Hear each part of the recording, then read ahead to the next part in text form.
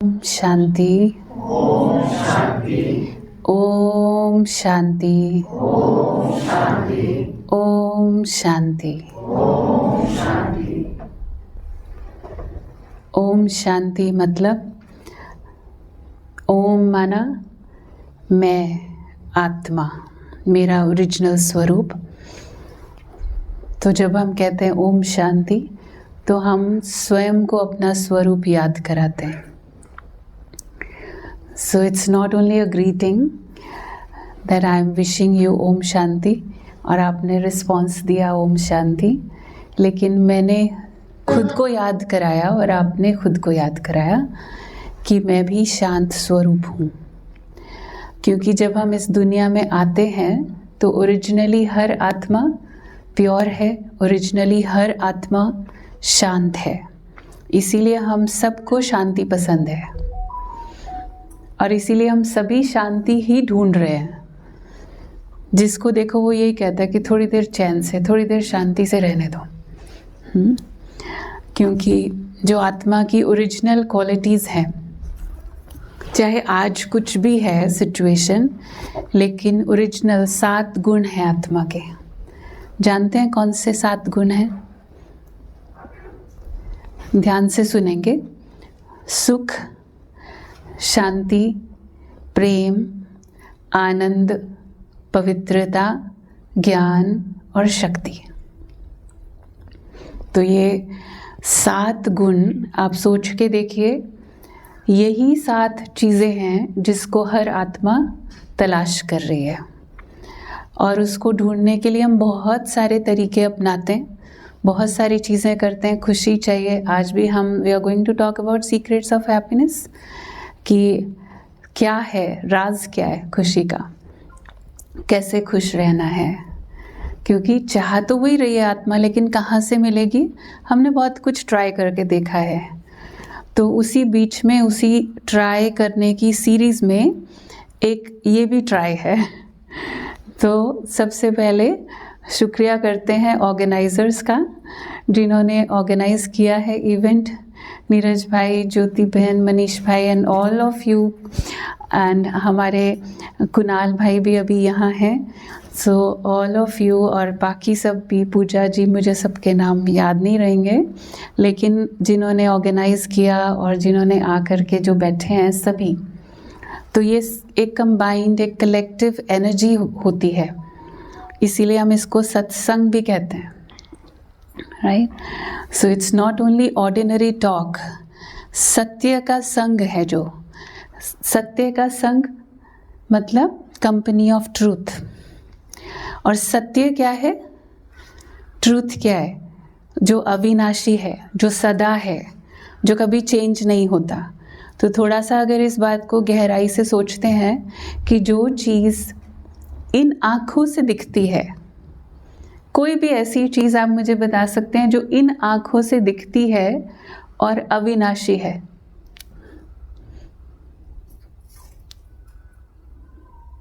और जो अनचेंजेबल है, इम्पेरिशेबल है, ऐसा कुछ है जो इन आँखों से दिखता भी हो और सदा एक सा रहता हो? ऐसा कुछ है? एनीथिंग लाइक दैट है? कुछ ऐसा जो भी इन आँखों से दिख रहा है वो लगातार परिवर्तन हो रहा है, चेंज हो रहा है, राइट? और जो चेंज हो रहा है मतलब जो कल था वो आज नहीं है, और जो आज है वो कल एज इट इज़ नहीं होगा। थोड़ा थोड़ा चेंज तो उसमें हो रहा है। अब इन बच्चों को मैंने कितने सालों के बाद देखा है, तो चेंज दिखता है, राइट? 5-6 साल के बाद में अगर देखते हैं तो चेंज दिखता है, लेकिन एक्चुअली चेंज तो हर रोज़ हो रहा है ना, हर पल हो रहा है, बहुत थोड़ा थोड़ा थोड़ा करके हो रहा है। तो कोई चीज़ को अगर हम लॉन्ग टर्म के बाद देखते हैं तो हमें लगता है, दिखाई देता है चेंज।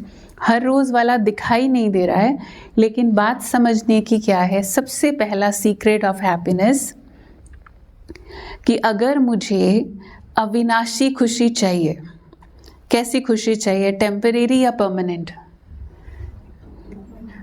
थोड़ा ज़ोर से तो बोलिए, अभी इतनी ठंडी भी नहीं है। परमानेंट चाहिए ना। और परमानेंट चीज़ को पाने के लिए आधार भी कैसा होना चाहिए? परमानेंट, जो स्थायी हो, जो अनचेंजेबल हो, इम्पेरिशेबल हो। अगर कोई पेरिशेबल चीज़ पर, विनाशी चीज़ पर हम अपनी खुशी को आधारित करते हैं तो खुशी भी कैसी होगी? विनाशी है, टेम्परेरी है। अविनाशी खुशी तो नहीं मिल सकती है। तो सीधी सी बात है, अभी अगर पूछें किस किस चीज़ से खुशी मिलती है आपको? When do you feel happy? बहुत सारी चीज़ें हैं जिसमें हम खुश होते हैं। तो अगर कोई व्यक्ति, कोई वस्तु मुझे खुश करने की या खुश रखने की ताकत रखता है तो वो फिर मुझे वो दुखी करने की भी उतनी ही ताकत रखता है, क्योंकि मेरा मूड, मेरी खुशी, मेरी इमोशंस किसी चीज़ पर, किसी अविनाशी चीज़ पर या व्यक्ति पर, विनाशी पर आधारित है। और जैसे ही हमने डिपेंड किया किसी चीज़ के ऊपर अपनी खुशी को, तो वो फिर मेरी खुशी खतरे में है। Do you feel the danger? लग रहा है कि कहाँ कहाँ किस किस के ऊपर आधारित किया हुआ है। और हम वो ऑल द टाइम क्या हो रहा है कि हम फिर वो एक्सपेक्ट भी वैसा ही करते हैं। अगर आज कोई व्यक्ति मेरे साथ बुरा है ना, और कोई दुखी करता है, मुझे परेशान करता है, वो इतना डेंजरस नहीं है मेरे लिए। लेकिन जो मुझे बहुत मेरी बात मान रहा है आज और मेरे हिसाब से चल रहा है, वो मेरी अपनी खुशी के लिए ज़्यादा डेंजरस है। क्योंकि क्या होगा, अगर हमने उस वक्त ये नहीं पहचाना कि ये भी तो ह्यूमन बीइंग है ना। आज अगर उसकी एक फीलिंग है, कल उसकी चेंज हो सकती है, कल उसको भी अपने एक मूड होता है, हर एक की अपनी सिचुएशन होती है। ऑलवेज अवेलेबल हो सके एक इंसान आपके लिए पॉसिबल होता है? नहीं होता। लेकिन आज अगर है तो हम क्या एक्सपेक्ट करते हैं कि कल भी होगा।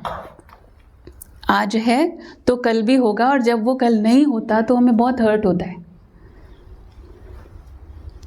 अगर वो चीज़ मुझे मिली ही नहीं होती तो शायद फिर भी ठीक होता, लेकिन मिलने के बाद जो खोने का डर होता है, फियर ऑफ लूजिंग समथिंग और someone, that's very sensitive thing.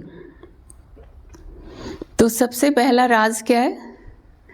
कोई भी विनाशी चीज़ पर मुझे अपनी खुशी को आधारित नहीं करना है, और अगर किया हुआ है तो चेक करना है, और सिर्फ चेक नहीं, चेक के साथ चेंज करना है। I enjoy what I have, लेकिन इसका मतलब ये नहीं कि वो कल भी होगी चीज़। अगर मैंने अपने आप को ये समझा दिया तो फिर डिपेंडेंसी नहीं होगी। So first thing is dependency. दूसरी चीज़ है फिर एक्सपेक्टेशन। अब जहाँ रिश्ते हैं, रिलेशनशिप्स हैं, जहाँ पे एक फैमिली है, तो एक्सपेक्टेशंस ना हो ऐसा पॉसिबल है? किस किस को लगता है बिल्कुल पॉसिबल नहीं है? एक्सपेक्टेशन तो होगी ही ना। और किससे रखेंगे उम्मीद अगर अपनों से नहीं रखेंगे तो? इसीलिए सबसे ज़्यादा नाराज़ और सबसे ज़्यादा गुस्सा किसके ऊपर आता है? हाँ, फिर बड़े प्यार से कहते हैं प्यार है ना इसीलिए तो लड़ाई होती है। ऐसा ही कहते हैं ना। अब जहाँ प्यार होता है वहीं तो लड़ाई होगी ना। सही नहीं है? जी। बिल्कुल सही है। यहीं थोड़ा सा करेक्शन की ज़रूरत है। जहाँ प्यार, जिससे सबसे ज़्यादा प्यार उससे सबसे ज़्यादा लड़ाई, जिससे सबसे ज़्यादा प्यार, जिसके हम सबसे ज़्यादा शुभ चिंतक होते हैं, अपने ही बच्चों पे सबसे ज़्यादा गुस्सा करते हैं। और उन बच्चों को कभी ये फील ही नहीं होता कि ये प्यार है। आप कह रहे हो प्यार है, उन बच्चों को क्या लग रहा है? उनको लग रहा है कि ये तो मम्मी पापा ही दूसरे को ही वो मिल जाए तो अच्छा है। और हम ये उनको बताने की कोशिश कर रहे हैं, डांट डांट के, ज़ोर ज़ोर से, चिल्ला चिल्ला के, कि हम आपको प्यार करते हैं इसीलिए तो बोलते हैं सारा दिन। राइट? हमारे मम्मी पापा भी यही कर रहे थे और आप भी यही कर रहे हैं। राइट? आगे आप भी यही ट्रांसफ़र कर रहे हैं, और आप पूरी तरह से कन्विंस्ड हैं इस बात के लिए कि हम उनके वेल विशर हैं। एक्चुअली इसमें कोई डाउट नहीं है कि आप उनके वेल विशर हैं, लेकिन जो ये तरीका है एक्सप्रेस करने का, इससे आप खुश हैं और बच्चे खुश हैं। चाहे वो पेरेंट्स और बच्चों की बात हो, चाहे वो husband and wife, brothers and sisters, या आपके पेरेंट्स के साथ जो आपका रिश्ता है, तो जहाँ भी हमारा कंसर्न होता है सबसे ज़्यादा, तो वहाँ हम इरिटेट भी हो रहे हैं, वहाँ हम फ्रस्ट्रेट हो रहे हैं छोटी छोटी बातों पे, और हम बार बार उन्हें ठीक करने की कोशिश कर रहे हैं, क्योंकि हमारी शुभ भावना है, क्योंकि हमारा प्यार है, तो हमें लगता है कि ये परफेक्ट हो जाए बिल्कुल। और उसको परफेक्ट करने के चक्कर में होता क्या है, खुद की मन की शांति भी जाती है, और जो वो बॉन्ड है वो भी डिस्टर्ब होता है। हो सकता है, हमने देखा है बच्चे कई फिर वो वेट कर रहे होते हैं कब हम बड़े हों और कब हम इंडिपेंडेंट बने। Why this is happening? जबकि आपका प्यार है, तो फिर वो खुशी और वो स्नेह क्यों नहीं दिख रहा है? कहीं ना कहीं एक्सपेक्टेशन जो आ गई, ये एक्सपेक्टेशन के साथ जो दूसरा इम्पॉर्टेंट फैक्टर है वो है अटैचमेंट, जिसको हम नाम प्यार का दे रहे हैं, लेकिन वो है अटैचमेंट। प्यार और अटैचमेंट में कोई फ़र्क है? क्या लगता है? Any difference between love and attachment? Expectations होते हैं एक में, एंड दूसरे में it's just in love you have to क्या कहते हैं, set them free and let them do on their will. Attachment hurts actually. Yeah. So attachment आपको क्या लगता है, नेचुरल है? Yeah, it's natural. नेचुरल है? सबको यही लगता है नेचुरल है? Really हो जाता है ना अटैचमेंट? हो जाता है, अलग बात है। फीवर भी हो जाता है, चाहते थोड़ी यहाँ होता है, हो जाता है। जुकाम हो जाता है, सर्दी लग जाती है। So is it natural? Yes. It is natural. It is natural. And is it normal? No, it's not normal. It's not normal. It's not normal? Are you sure? आप इधर उधर देखेंगे, राइट लेफ्ट, एक दूसरे को देखेंगे और सबको ही हो रहा है Over attachment. Same virus. हाँ, Over attachment is not normal. अच्छा, ओवर अटैचमेंट, ये बड़ी अच्छी टर्मिनोलॉजी है। नाउ कैसे पता चले इसका पैरामीटर क्या है कि ये ओवर है या अंडर है या जस्ट राइट? कैसे पता बन चले? जाता है। Over is when you attachment is attachment ना, Over attachment is obsession. yeah. It's not over. मतलब अटैचमेंट ठीक है लेकिन ऑब्सेशन नहीं होना चाहिए। Yeah. You mean to say that attachment तक ठीक है? Attachment is natural. I will say it's natural. It's As a part of you, we are human, so it's naturally. okay. It still has a difference from love. Difference from love. Can you define? You can come over here. No? Because they cannot hear without mic. You can say that he is saying the right thing actually. So I want you to tell everybody what you feel. It's okay. Okay, you just tell me. I will speak on the mic. Okay. So he's saying clearly, I think this soul understands that attachment is not equal to love. It's different. क्योंकि जो natural क्या है, अभी आपको बताया 7 गुण आत्मा के, वो नेचुरल है, जिसमें प्रेम भी एक है, बहुत इम्पोर्टेंट है। लव जो है हर सोल को, हर आत्मा को चाहिए, क्योंकि वो उसकी ओरिजिनलिटी है। नेचुरल मतलब जो हमारी ओरिजिनलिटी है, natural nature which we call as original nature. एक हमारा ओरिजिनल सेल्फ है और एक एक्वायर्ड सेल्फ है, जो हमने इस दुनिया में आने के बाद सीखा, हमने एक्वायर किया यहाँ से, लेकिन हमें वो अब गलत फहमी है कि ये मैं हूँ, जबकि मैं वो हूँ नहीं। सो ऐसे भी वो भी सत्य ही लग रहा है, वो भी नेचुरल ही लग रहा है, क्योंकि वो बहुत लंबा समय ऐसा हो गया, ऐसा चलते चलते कि हमें लगता है कि सभी कर रहे हैं तो नेचुरल है, और ही नॉर्मलाइज कर दिया उसको, तो वो और ज़्यादा डाउनफॉल हो गया। क्योंकि अगर हम कह रहे हैं नॉर्मल भी है, क्योंकि नॉर्मल करने से, जैसे अभी कोविड के बाद स्टार्ट हुई term new normal, right? So everything is going into new normal. So हर चीज़ का न्यू नॉर्मल एक बना दिया हमने। पहले कोई ऑनलाइन और ये सब नहीं था, अभी ऑनलाइन न्यू नॉर्मल हो गया। ऐसे बहुत सारी चीज़ें हमने चेंज कर दी और हमने उसे एक्सेप्ट कर लिया, क्योंकि सोसाइटी में क्या होता है कि जब मेजॉरिटी कोई चीज़ करने लग जाती है एक जैसी, तो हम उसे नॉर्मलाइज कर देते हैं कि ये नॉर्मल है। लेकिन हमें वापस जाकर देखना है, पहले उसी सिचुएशन में भी चेक करना है, एम आई कंफर्टेबल। कोई भी चीज़ अपने ओरिजिनल स्वरूप में कंफर्टेबल होती है। गुस्सा करके बहुत मज़ा आता है किसी को, बहुत कंफर्टेबल लगा, आज मैंने 1 घंटा गुस्सा किया, मज़ा आया बड़ा, ऐसा हुआ किसी को? ऐसा कभी फील होता है?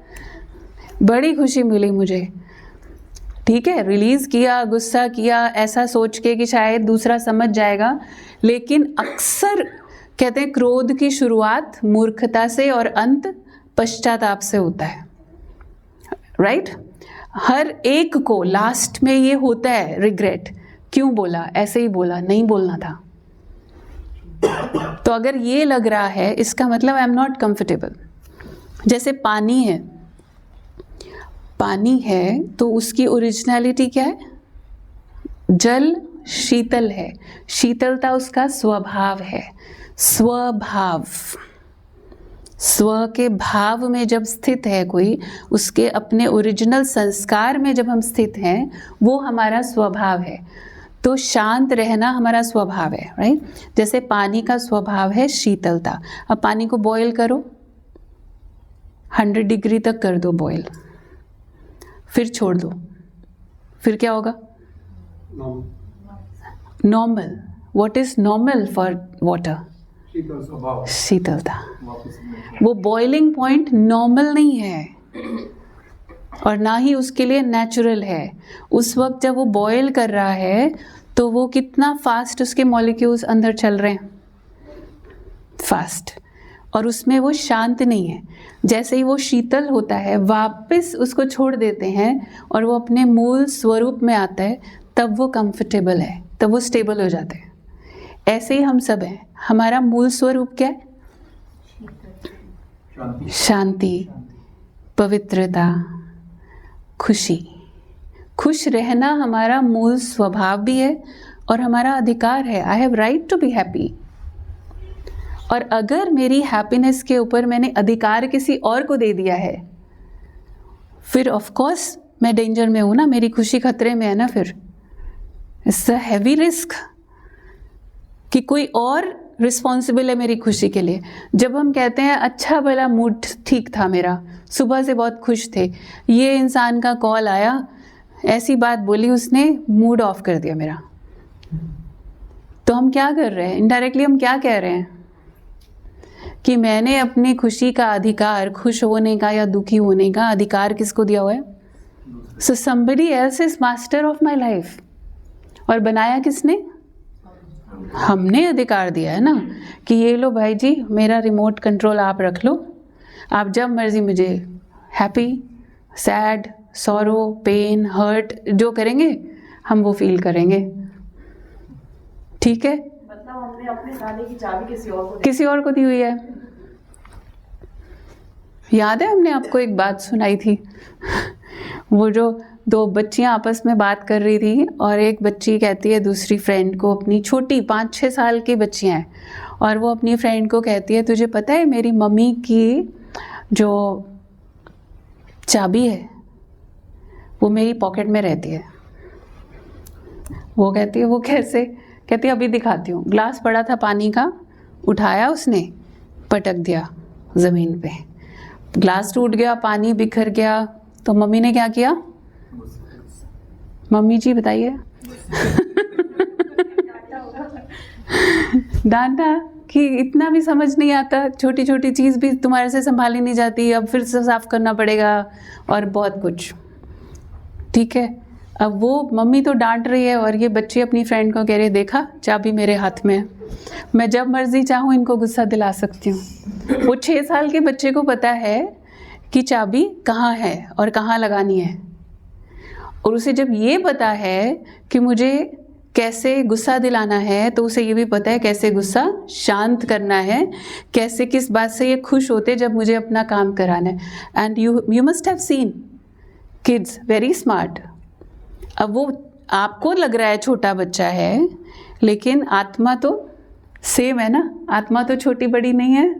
आत्मा को समझ में आता है सामने वाला जो हमारे साथ रहता है, अक्सर ऐसा होता है जिसे हम प्यार कह रहे हैं, वो अटैचमेंट हो जाता है। अटैचमेंट में एक्सपेक्टेशन होती है, और जैसे ही एक्सपेक्टेशन होती है तो रिमोट कंट्रोल चाबी दूसरे के हाथ में चली जाती है।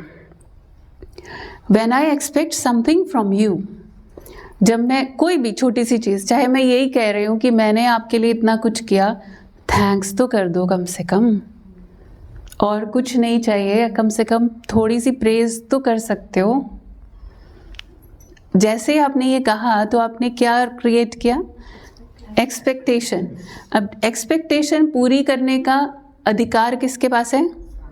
सामने वाले के पास। Then who is the master? अब उसके हाथ में है वो आपकी उम्मीद को पूरा करे या ना करे, वो प्रशंसा करे या ना करे, उसके हाथ में है। और मैंने अंदर इक्वेशन क्या बनाई हुई है? प्रशंसा मिलेगी तो सेटिस्फेक्शन होगी, रिकग्निशन मिलेगी, एटलीस्ट एक्नॉलेजमेंट, थोड़ी सी एक्नॉलेजमेंट, तो इतना सा तो मिले तो फिर हमें खुशी होगी। तो हमने खुशी की इक्वेशन क्या बना ली? When my expectations are fulfilled, then I will feel happy. And expectation is always from someone else or something else which is not in my control.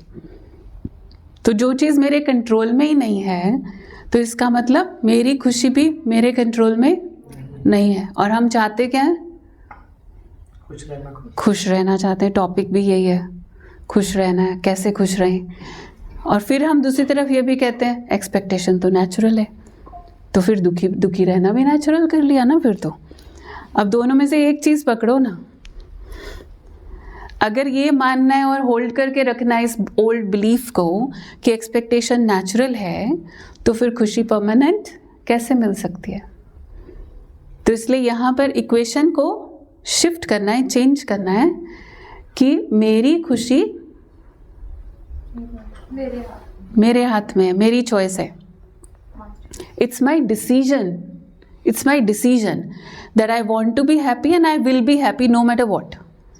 आप कुछ भी कर लो, आप मेरी बात मानो या नहीं मानो, उसका सोल्यूशन अलग है, वो अलग चीज़ है, ठीक है। अगर कोई काम नहीं हो रहा है, काम में कोई प्रॉब्लम आ रही है, उसका सोल्यूशन निकालना अलग चीज़ है, लेकिन उसके साथ अपनी खुशी को जोड़ लेना अलग चीज़ है। किसी भी दुनिया की, हमने शुरू में ही क्या बात की, जो चीज़ इन आँखों से दिख रही है वो परमानेंट नहीं है। तो पहला ही रूल क्या था? किसी भी विनाशी चीज़ के ऊपर अपनी खुशी को आधारित नहीं करना है। और अविनाशी क्या है?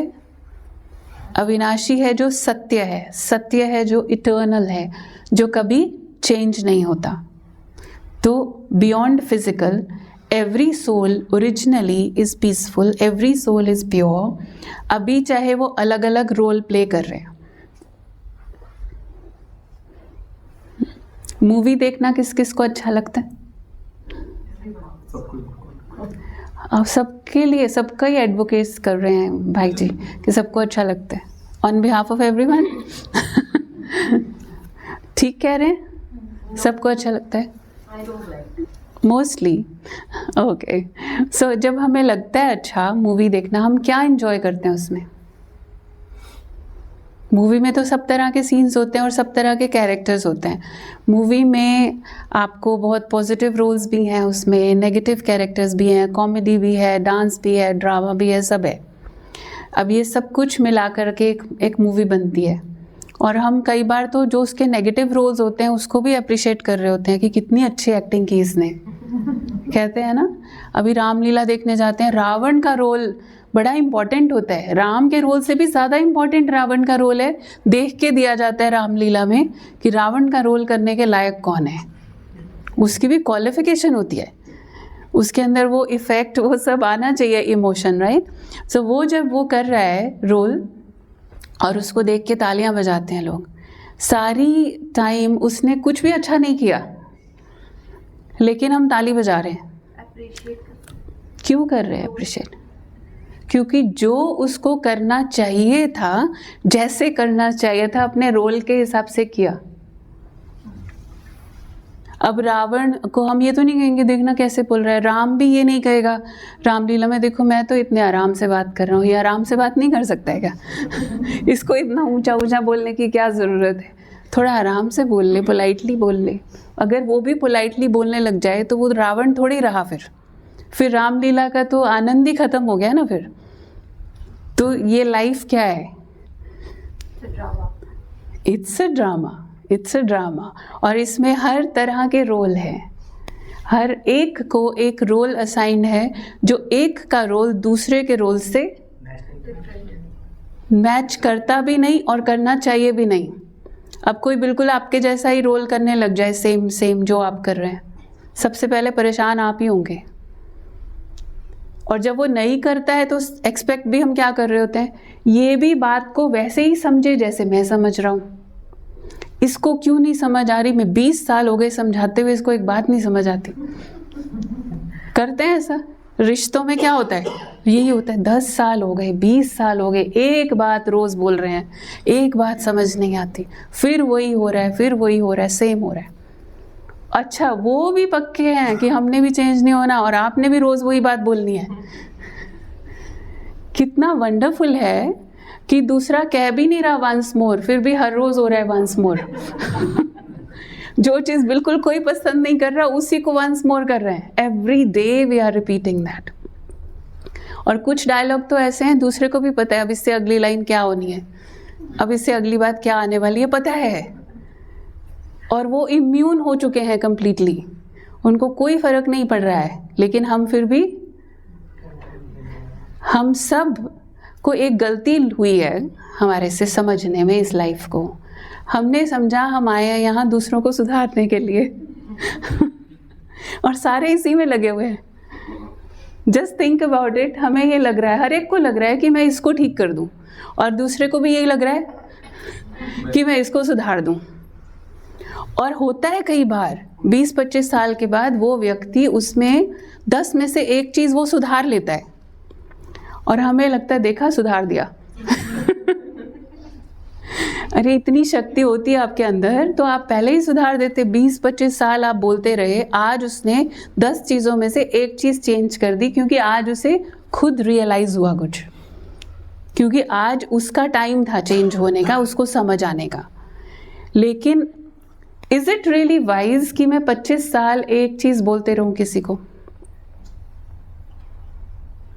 सीधी सी बात यह है, हर एक को एक ताला और एक चाबी मिला है अपना अपना, और अपना ताला अपनी चाबी से खुलता है।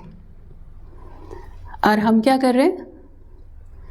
अपनी चाबी से दूसरे का ताला खोलने की कोशिश कर रहे हैं, और लगातार कर रहे हैं। इतनी कोशिश अगर अपने ऊपर कर ली होती, अभी मनुष्य से देवता हो गए होते। इतनी कोशिश अगर खुद पे कर ली होती तो। लेकिन फिर भी मेजॉरिटी दुनिया इस चीज़ में लगी हुई है। ऐसा है या नहीं? अच्छा, ज़्यादा नहीं हम सोचते हैं कि चेंज हो जाए, लेकिन थोड़ा तो हो। छोड़ना नहीं है, फिर भी थोड़ा तो समझे, कम से कम थोड़ा तो समझे। आपको थोड़ा लग रहा है लेकिन उसकी समझ से बाहर है। So next rule is acceptance.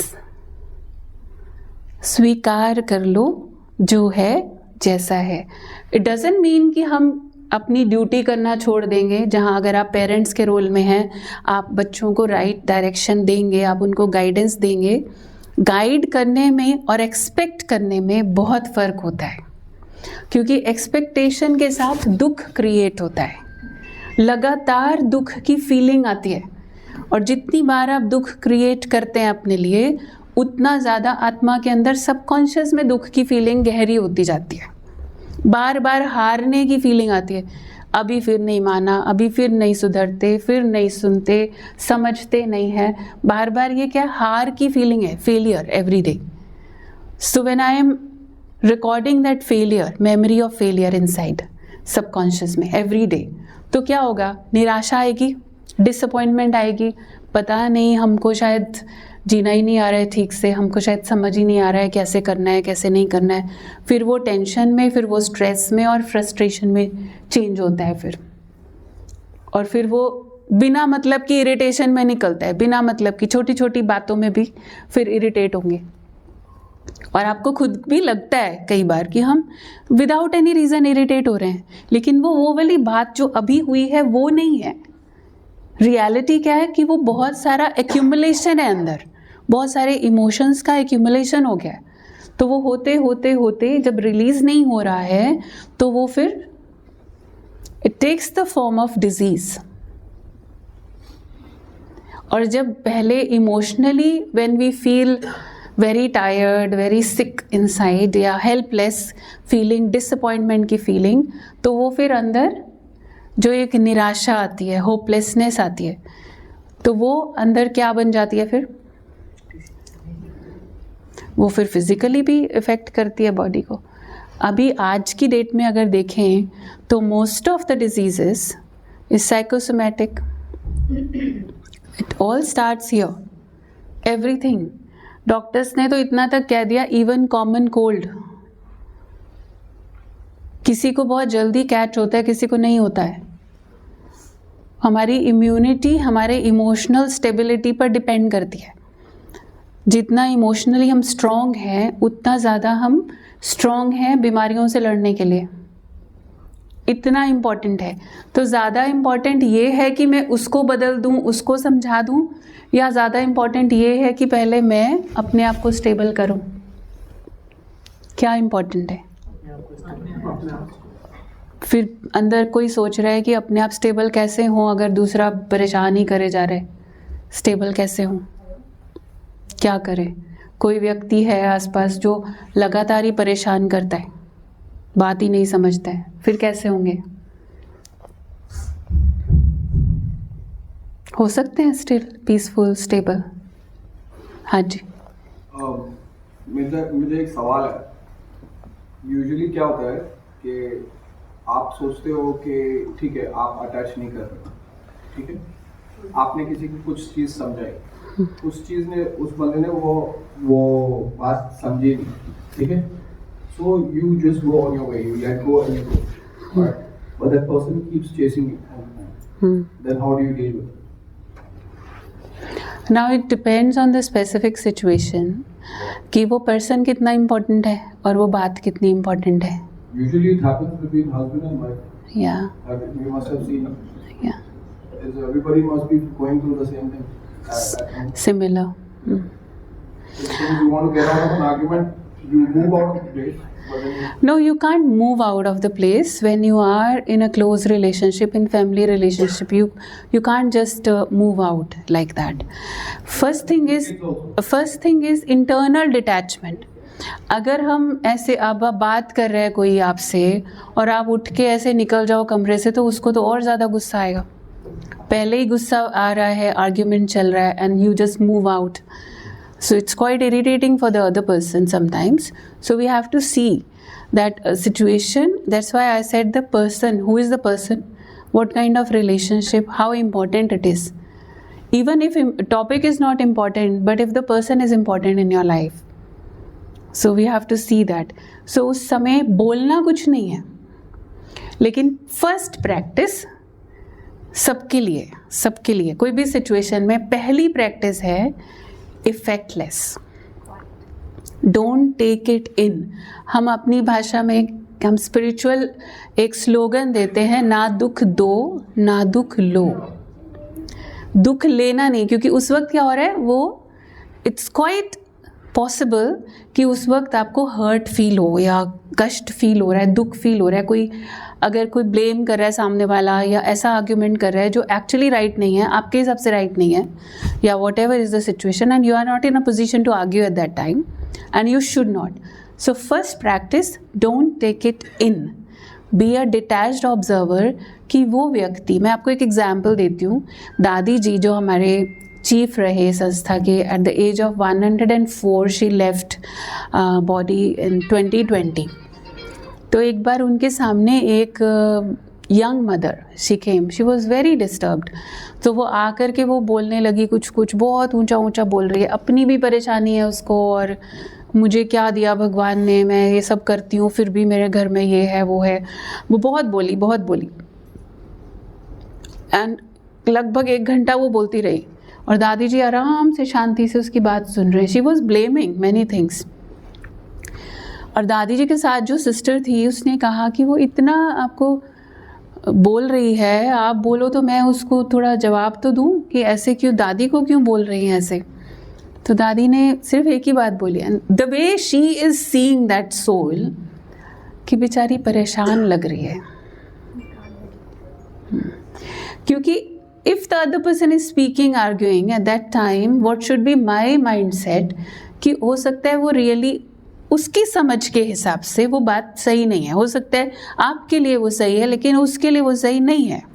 लेकिन उसको जो फील हो रहा है पहले हम उसके एक्नॉलेज करें और खुद डिटैच हो करके, first thing is effectless, and after that second rule is कभी भी उस वक्त जवाब नहीं देना चाहिए, क्योंकि उस वक्त वो पर्सन बोलने के मोड में है, सुनने के मोड में नहीं है। उसको पहले बोलने दो।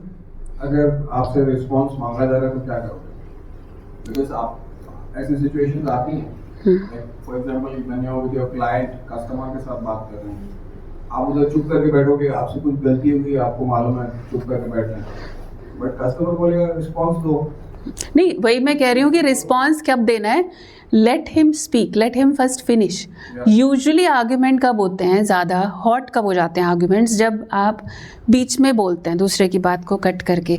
अब एक व्यक्ति बोल रहा है और आपको वो पॉइंट सही नहीं लगा, लेकिन वो अभी बोल रहा है, आप बीच में कट करके बोलते हैं नहीं ऐसा नहीं है, राइट, यूजुअली ऐसा होता है। और वो फिर और वो आवाज़ भी रेज करेगा और वो फिर और ज़्यादा अपने पॉइंट को प्रूव करेगा, क्योंकि हर कोई खुद को डिफेंड करता है। उसी सिचुएशन में आप अटैच हो जाते हो ना, उसी सिचुएशन में वही, इसलिए पहली प्रैक्टिस है detachment.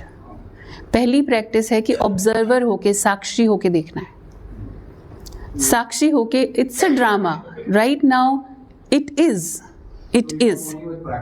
Yes, it needs, of course it needs practice. और इसमें मैं अपने आप को साक्षी भी तभी कर सकती हूँ जब मुझे ये पहले भी याद रहे, सिर्फ प्रॉब्लम के टाइम पे नहीं, मुझे लगातार स्वयं को याद कराना है कि ये सारा खेल चल रहा है और अब सब रोल प्ले कर रहे हैं। बार बार खुद को डिटैच करना पड़ेगा, बार बार याद कराना पड़ेगा कि ये खेल है, ये ड्रामा है और हम सिर्फ एक्टर्स हैं, और हर एक्टर यूनिक है, हर एक्टर डिफरेंट है। कोई मेरे जैसा नहीं हो सकता और ना हम किसी के जैसे हो सकते हैं। So no comparison, no expectation, only acceptance. But इसको थोड़ा और गहराई से इसलिए समझना ज़रूरी है। कई बार कभी जब हम एक्सेप्टेंस की बात करते हैं या डिटैचमेंट की बात करते हैं तो लोगों को लगता है इसका मतलब फिर हम चुप करके बैठ जाएं, कुछ भी ना बोलें। डिटैचमेंट मतलब ये है कि फिर छोड़ दो, फिर बच्चे जो भी कर रहे हैं या हस्बैंड वाइफ जो भी कर रही हैं करने दो, फिर कुछ भी ना बोलो। It doesn't mean that. Detachment मतलब इफेक्टलेस, मेरे ऊपर इफेक्ट नहीं आ रहा पहले तो, क्योंकि जब हम पहले खुद सेफ हैं, मेरे ऊपर इफेक्ट नहीं आया, मैंने अपनी शांति को, अपनी पीस को लूज़ नहीं किया, then only I am in a position कि मैं किसी दूसरे को बात सही बता सकूं। अगर हम इन्वॉल्व हो गए, अब एक डॉक्टर के पास पेशेंट को लेके गए, समझो एक्सीडेंट हुआ है, बहुत बुरी तरह एक्सीडेंट हुआ है, ब्लड जा रहा है अच्छे से, और डॉक्टर देख के अगर डॉक्टर ही रोने लग जाए तो वो क्या इलाज करेगा बताओ? डॉक्टर पहले तो उसको सेपरेट होना पड़ेगा सिचुएशन से। पर सेपरेट होने का मतलब, डिटैच होने का मतलब ये नहीं है कि वो इलाज नहीं करेगा। डिटैच होके वो ज़्यादा अच्छा इलाज करेगा या अटैच होके करेगा?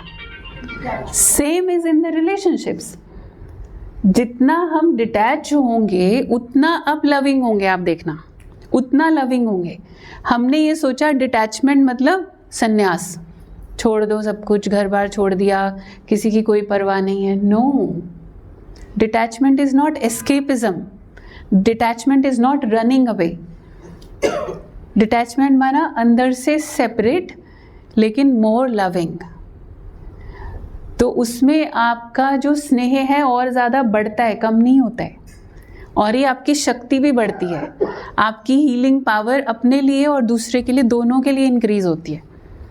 क्योंकि जैसे आप इन्वॉल्व होते हो तो आपको क्या आता है, या तो चिंता, राइट, वरी, एंजाइटी, फियर आता है अंदर, ऐसा ना हो जाए, कहीं ऐसे ना कर दे।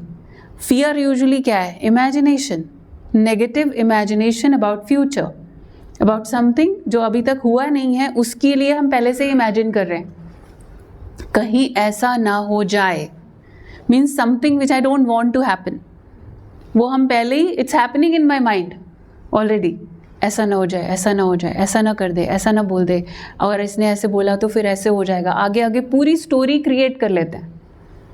This is fear. लेकिन जैसे ही हम डिटैच होते हैं, हम फियरलेस होते हैं। और जो फियरलेस हो गया ना, वो सक्सेसफुल है हर चीज़ में, चाहे वो रिलेशनशिप है। भगवान की जब महिमा करते हैं तो उसके लिए कहते हैं निर्भय, निर्भय, निर्वैर। वो निर्भय है, फियरलेस है। और हम भगवान के बच्चे हैं। Just check yourself if you have any fear. Mostly fear, भय जो है वो सबसे बड़ा दुश्मन है हमारा। दुश्मन बाहर नहीं है, किसी भी चीज़ का अगर डर है मुझे, तो मुझे चेक करके चेंज करना है उसको। क्या डर है मुझे, क्या डर है, सोच के देखो क्या हो जाएगा। अगर आपने, किसी ने इस चीज़ को जीत लिया कि देख लेंगे, जो होगा देखा जाएगा, सोच के देखो, तो आपकी शक्ति जो है ना, सिर्फ इस एक थॉट से डबल हो जाती है। जैसे आपने उसको जीत लिया, जब तक आप इस इनसिक्योरिटी में हो, पता नहीं क्या होगा, पता नहीं क्या होगा। छोटी छोटी बातों में भी, आप किसी से मिलने ही जा रहे हो, एक मीटिंग के लिए जा रहे हो, और आप सोचते हो पता नहीं कैसा रिस्पॉन्स मिलेगा। फ़ोन ही करने लगे हैं, फ़ोन कॉल कर रहे हैं, तो भी इतना हम यूज्ड टू हो गए हैं इनसिक्योरिटीज़ को, हमने अंदर उसको ना बहुत अच्छे से पाल रहे हैं। मैंने उसको कॉल करना है, उसको ये बोलना है, फिर वो पता नहीं क्या बोलेगा। कॉल करने से पहले 10 बार सोचेंगे। कई लोगों को तो फ़ोन करने में भी डर लगता है, किसी को पता नहीं क्या बोलेगा, क्या हो जाएगा, क्या हो जाएगा। उससे बुरा तो ये हो रहा है जो मन के अंदर चल रहा है। पता नहीं क्या होगा, पता नहीं क्या होगा, करके देख लो ना क्या होगा। Once for all it will be decided ना, दैट्स बेटर। या फिर ये सोचते रहना क्या करेगा, क्या बोलेगा। भय को जीतना है। अच्छा, सबसे बड़ा भय फियर ऑफ फ्यूचर। फ्यूचर कोई ऐसा है जिसको पता है कल क्या होने वाला है मेरी लाइफ में? ये पता होगा कि मेरा प्लान ये है, आपका प्लान होगा, लेकिन वो होना है या नहीं होना, एनीवन, हम होंगे भी नहीं होंगे ये भी नहीं पता। डर किस बात का है फिर? डर इस बात का है कि जो मैंने प्लान बनाया है वैसा होगा या नहीं होगा। वो तो वैसे भी अनसर्टेन है, वैसे भी श्योर नहीं है।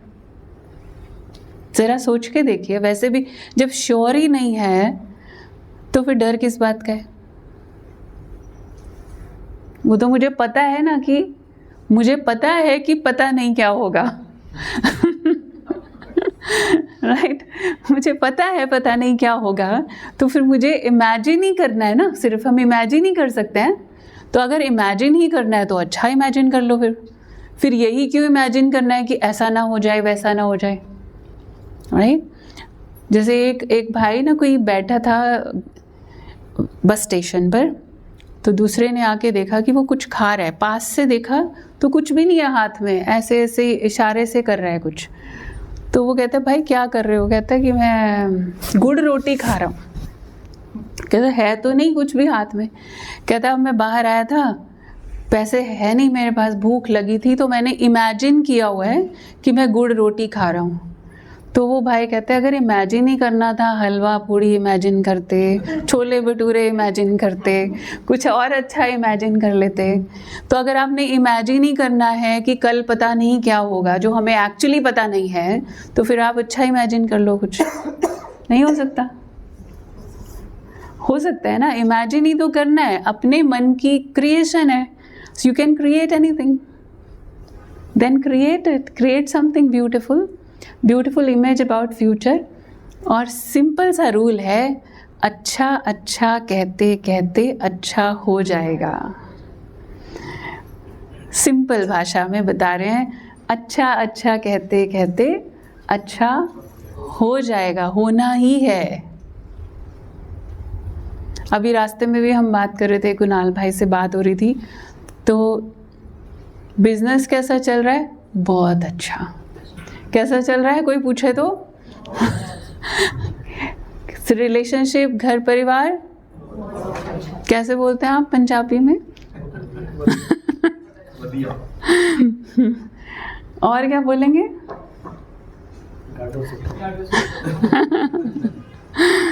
So always say positive, because rule क्या है इसमें, बहुत सुंदर लॉ है ये, क्योंकि जो आपका मुख बोलता है सबसे पहले आपके कान सुनते हैं, दूसरा बाद में सुनता है, सबसे पहले आपके अपने कान सुनते हैं। और जो आपके कान सुनते हैं, आपने बचपन में वो खास करके जब टेबल्स याद करते थे तो कैसे याद किए हैं सबने?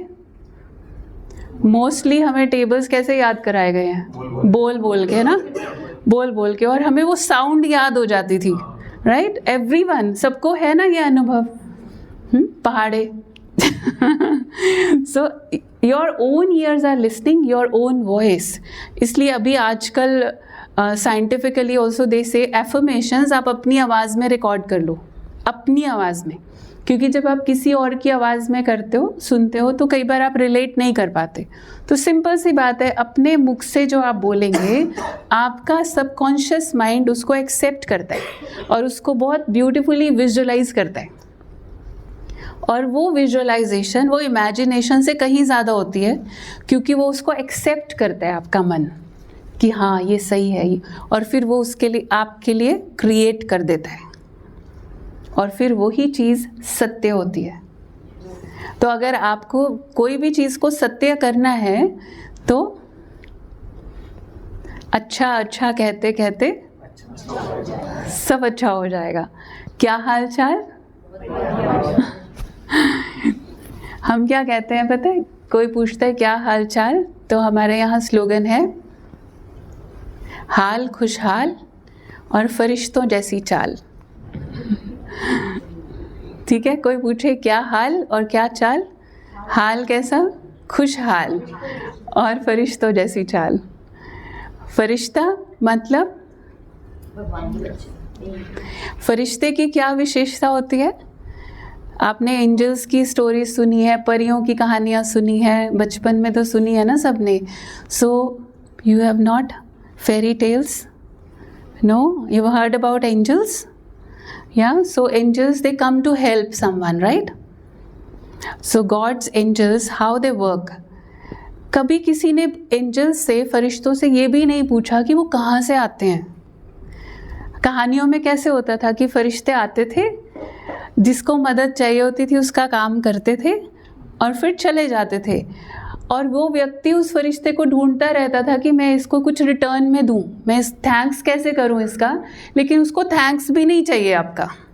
वो है फरिश्ता जिसको कोई एक्सपेक्टेशन नहीं, फरिश्ता जिसका इस फर्श से कोई रिश्ता नहीं, जो अर्श पे रहता है वो फरिश्ता है। मतलब अर्श मतलब आपकी स्टेज है जो वो एलिवेटेड है, इंटरनल स्टेज।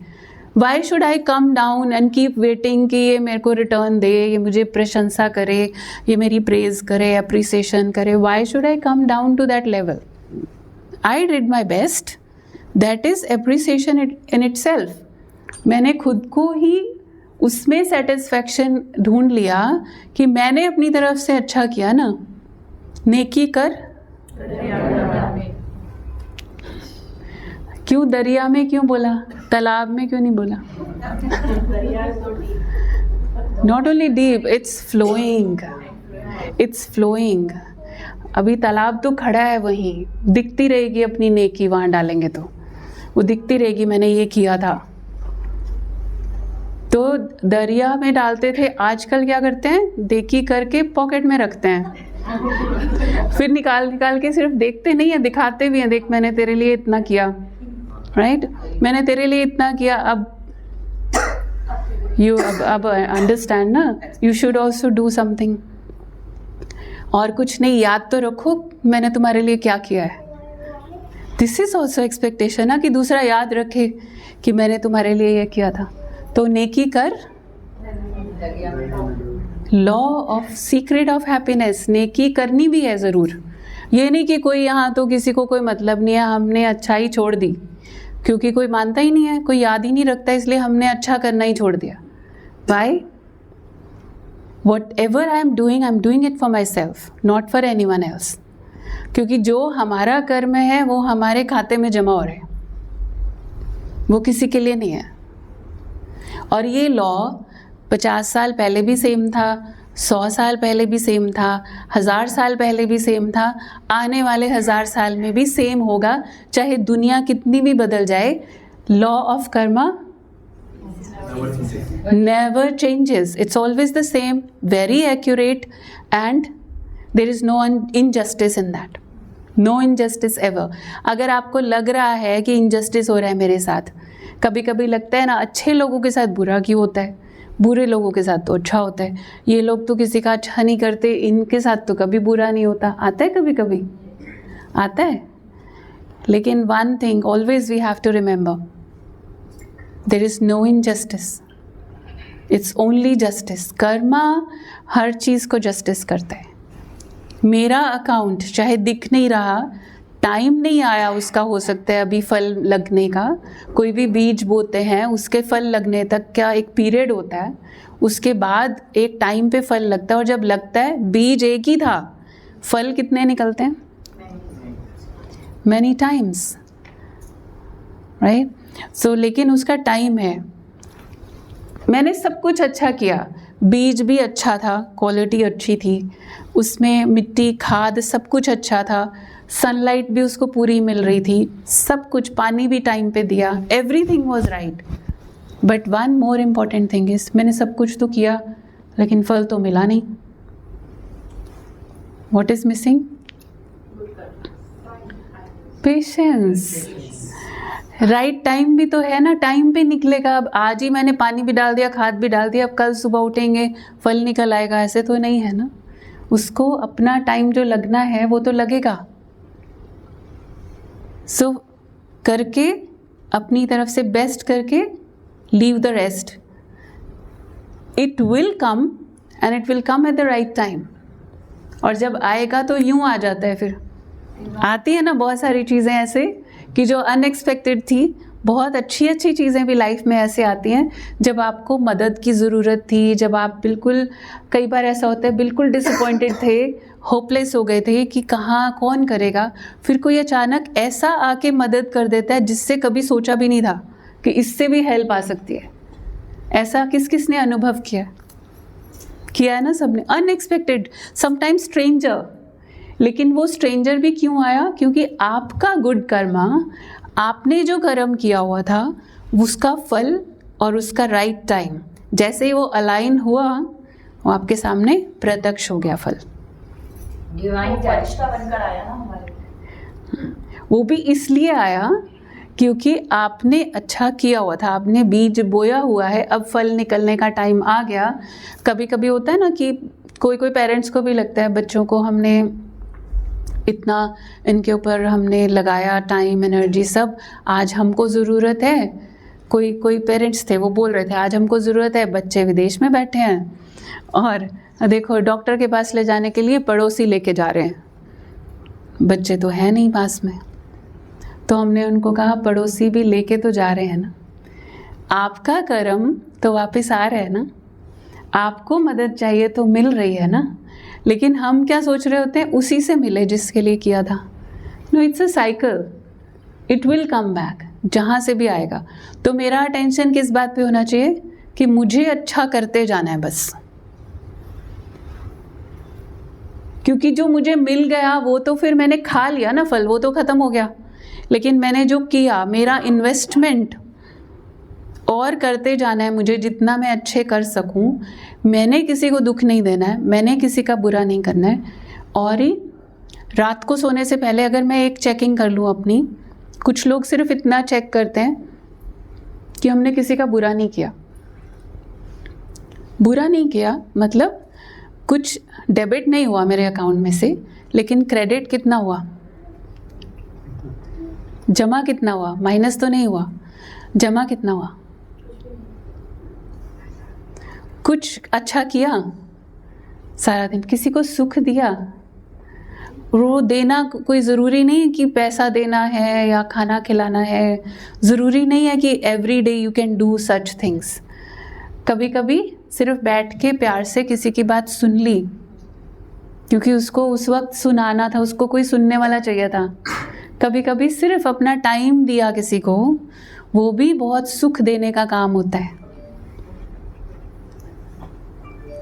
तो कुछ ऐसा किया मैंने सारा दिन में, ये तो कर ही सकते हैं। अच्छा, और कुछ नहीं, मुस्कुरा के तो मिल ही सकते हैं ना,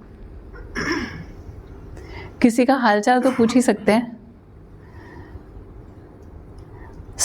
अगर मेरे, अब हम सब ने कई जन्मों में पता नहीं क्या क्या किया, किसी को याद नहीं है, लेकिन वो हमें तभी समझ में आता है जब हमारे सामने लाइफ में कोई ऐसी परिस्थितियाँ आती हैं तो हमें लगता है कि पता नहीं कुछ तो किया है पास्ट में, तो जो सामने आ रहा है। सो इट्स वेरी क्लियर, वो तो हमें याद नहीं है, लेकिन आज मेरे हाथ में है। आज जो हम इन्वेस्ट कर रहे हैं वो आगे आएगा। पहले वाला भी मेरे सामने अब आएगा। अब जब हम कहते हैं फ्यूचर में मिलेगा हमें उसका फल, इट डजंट मीन कि नेक्स्ट लाइफ में मिलेगा। कुछ फल इसी लाइफ में मिल जाएंगे, कुछ फल तो साथ के साथ मिल जाएंगे, साथ के साथ मिल जाते हैं। कभी कभी तो कोई किसी को उल्टा सीधा बोले, कोई एक थप्पड़ लगाए, तो कभी कभी साथ के साथ फल मिल जाता है ना उसका। तो कुछ कर्म का फल तो बिल्कुल इमीडिएट होता है, और कुछ कर्म ऐसे होते हैं जिसका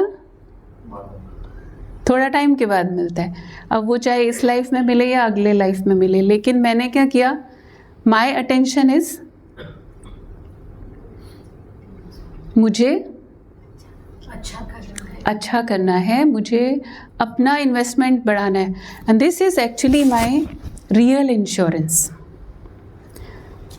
ना। हम सबको होता है कि हम इंश्योरेंस, हेल्थ इंश्योरेंस, ये इंश्योरेंस, वो insurance, all kind of insurance, लेकिन वो उसके साथ साथ ये वाली इंश्योरेंस बहुत इम्पोर्टेंट है, तभी वो वाली इंश्योरेंस भी काम आती है। अदरवाइज़ बहुत बार ऐसा भी देखा है कि वो सब होते हुए भी कुछ काम नहीं आता है। So this is my real insurance. मैंने जो एक्यूमुलेट कर लिया वो तो मेरे से कोई छीन ही नहीं सकता है ना। मेरा कर्म मेरा भाग्य बनाता है, मेरा हर थॉट मेरा भाग्य बनाता है। तो मेरा भाग्य कौन बना रहा है? डू वी एवर थिंक कि पता नहीं भगवान ने मेरा भाग्य ऐसा क्यों लिखा है? कभी कभी आता है थॉट किसी को, मेरे भाग्य में भगवान ने ऐसा लिख दिया है। किसने लिखा है हमारा भाग्य? What do you think? हमारे कर्म मतलब हमने, राइट? सो हमारे पास मेरा भाग्य लिखने की कलम मेरे पास है, और वो शुरू कहाँ से होता है? कर्म थॉट से। कोई भी कर्म पहले मेरे थॉट में आता है। पहले हम सोचते हैं कि मुझे ये करना है। चाहे आपने छोटा सा झूठ भी बोलना है ना, तो पहले कहाँ आते हैं? पहले मन में आता है, फिर उसके अंदर एक दुविधा आती है, बोलूं या नहीं बोलूं। उसमें दो वॉइसेस होती हैं, सबने फील किया है। दो वॉइसेस होती हैं। एक वॉइस कहती है सच बोलेंगे तो रास्ता बहुत लंबा है, झूठ बोलने से फटाफट हो जाएगा काम, राइट? एक ये वॉइस है। दूसरी वॉइस फिर कौन सी होती है? कॉन्शियंस, जो मुझे बताती है कि नहीं, ठीक तो नहीं है। तो there is a conflict inside. So वो जो दो वॉइसेस हैं, अब डिपेंड करता है उसमें से हम कौन सी चूज़ करते हैं, वो फिर हमारे कर्म में आती है। तो ये मन और बुद्धि की लड़ाई है जो अंदर चलती है। इसमें अगर बुद्धि डिवाइन इंटेलेक्ट हो जाती है, जब डिवाइन के साथ कनेक्शन से, तो जितना जितना मेरा परमात्मा के साथ कनेक्शन होगा, क्योंकि डिवाइन के साथ मेरा अलाइनमेंट है, सत्य के साथ अलाइनमेंट है, तो झूठ बोल पाएंगे? वो बोलने देगा? कहने को तो हम कह देते हैं भगवान अंदर बैठा है, जनरली हम ये भी कह देते हैं पत्ता पत्ता उसकी मर्जी से हिल रहा है। इसका मतलब ये मान लें कि इस दुनिया में जो भी हो रहा है वो सब भगवान करवा रहे। कितने सब गलत काम भी हो रहे हैं। तो हमने अननोइंगली सारा ब्लेम भगवान के ऊपर डाल दिया, unconsciously, because we were not aware. लेकिन ना समझी में सारा ब्लेम डाल दिया कि पत्ता पत्ता तो उसकी मर्जी से हिल रहा है। लेकिन भगवान तो प्यार का सागर है, तो वॉर करवा सकता है? नहीं। भगवान शांति का सागर है, डिप्रेशन दे सकता है? शांति का सागर हम ये भी कह देते हैं कि अंदर बैठा है। अगर अंदर बैठा है तो फिर डिप्रेशन होना चाहिए, स्ट्रेस होना चाहिए, एंजाइटी होनी चाहिए? नहीं होनी चाहिए। तो इसका मतलब there is something wrong in our understanding जो हमको करेक्ट करना है। इसका मतलब कहीं ना कहीं उस डिवाइन के साथ मेरा कनेक्शन डिस्कनेक्ट हुआ है, कट हो गया है। और वो जो डिस्कनेक्ट हुआ है उसकी वजह से कभी कभी अच्छी बातें आती हैं, बुद्धि में आती है बात कि नहीं करना चाहिए, नहीं करना चाहिए, नहीं करना चाहिए, फिर भी हो जाता है। Do we say that? बोलना तो नहीं था लेकिन मुंह से निकल गया। अब मुंह भी मेरा है, निकला भी मेरे मुंह से ही है। मैंने ही डिसाइड किया और मैं ही कह रही हूँ बोलना नहीं चाहिए था। तो who is that who is deciding? Just think about it. करना भी नहीं था, फिर कर भी लिया है, फिर गिल्ट भी हो रहा है, फिर रिग्रेट भी हो रहा है, अगले दिन फिर कर रहे हैं।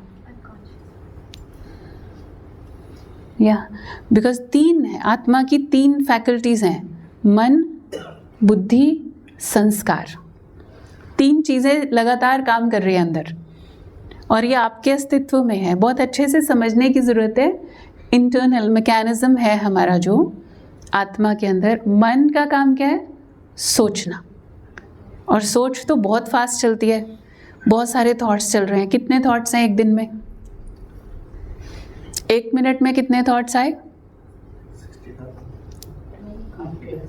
इन 1 day about 50 to 60,000 thoughts 1 day। अब 50-60,000 बातें मैंने सोच ली, क्या मैं सब कुछ कर सकती हूँ?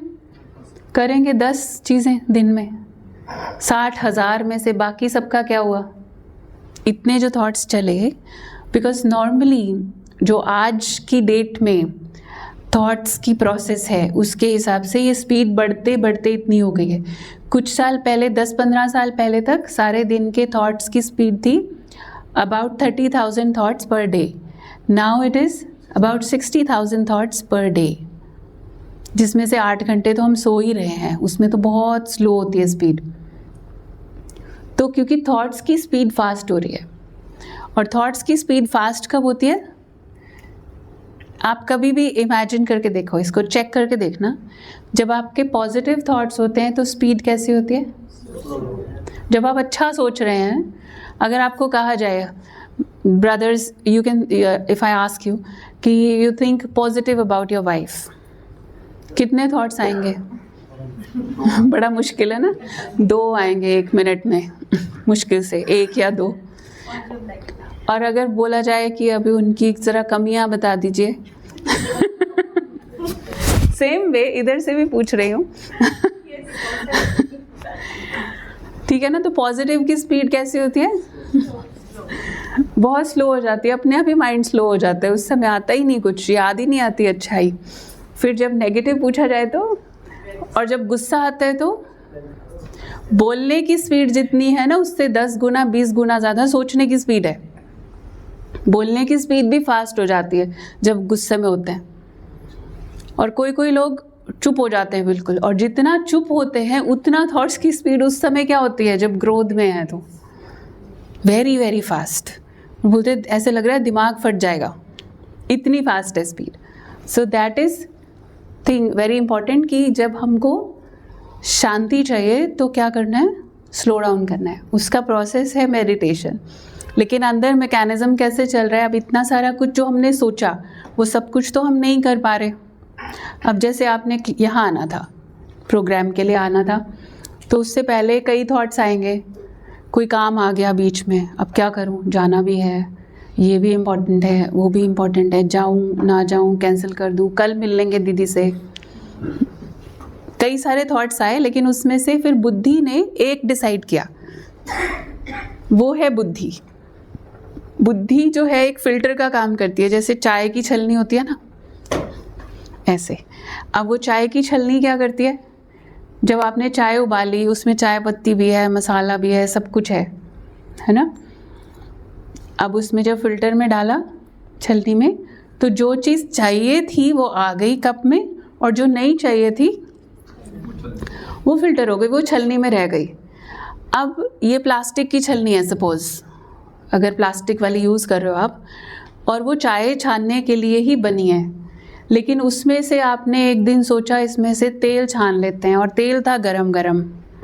अब क्या होगा, कभी ना कभी ऐसा कुछ ना कुछ अनुभव सबने किया हुआ है, राइट।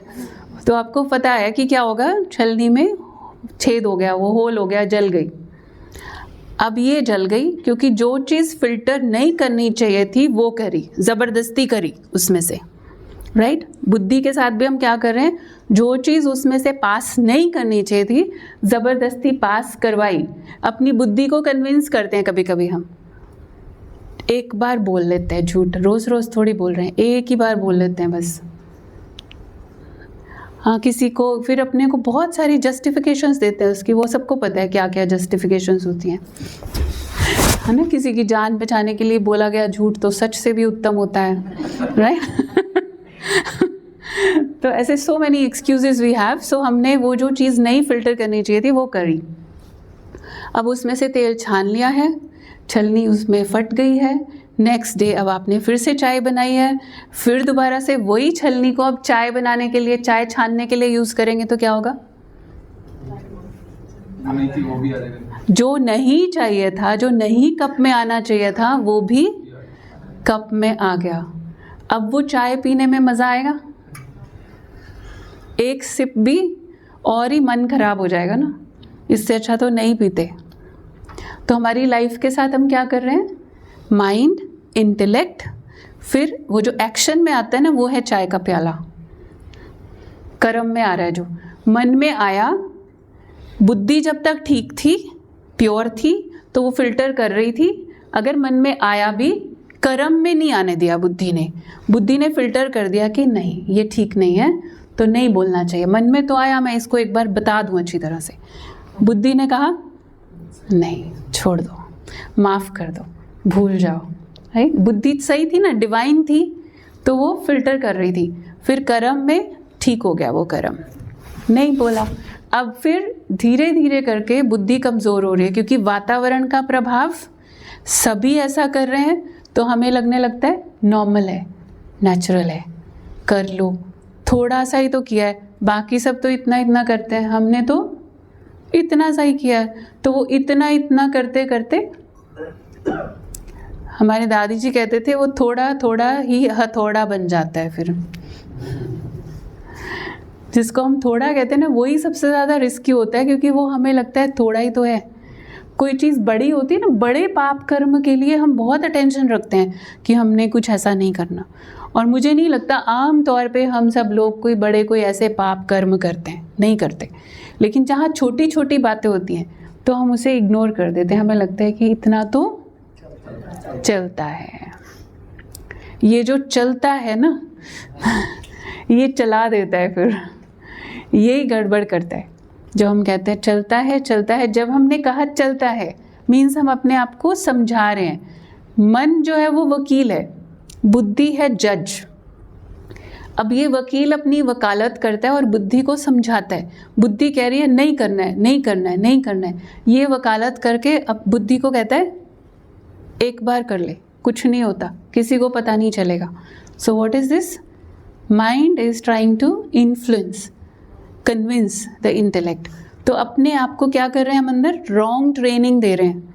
और ज़बरदस्ती एक जो थॉट मेरे कर्म में नहीं आना चाहिए था, वो जब एक बार आ गया तो अगली बार सेम चीज़ करने में उतनी ही ज़ोर से आवाज़ आएगी अंदर से जितनी पहली बार आई थी।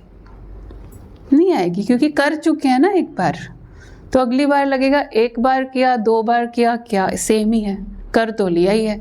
जैसे डाइटिंग में भी ऐसे होता है ना, अभी मीठा नहीं खाना था, अब एक बार खा लिया, अगर 1 पीस खा लिया फिर कहेंगे चलो अब 4-5 खा लो इकट्ठे।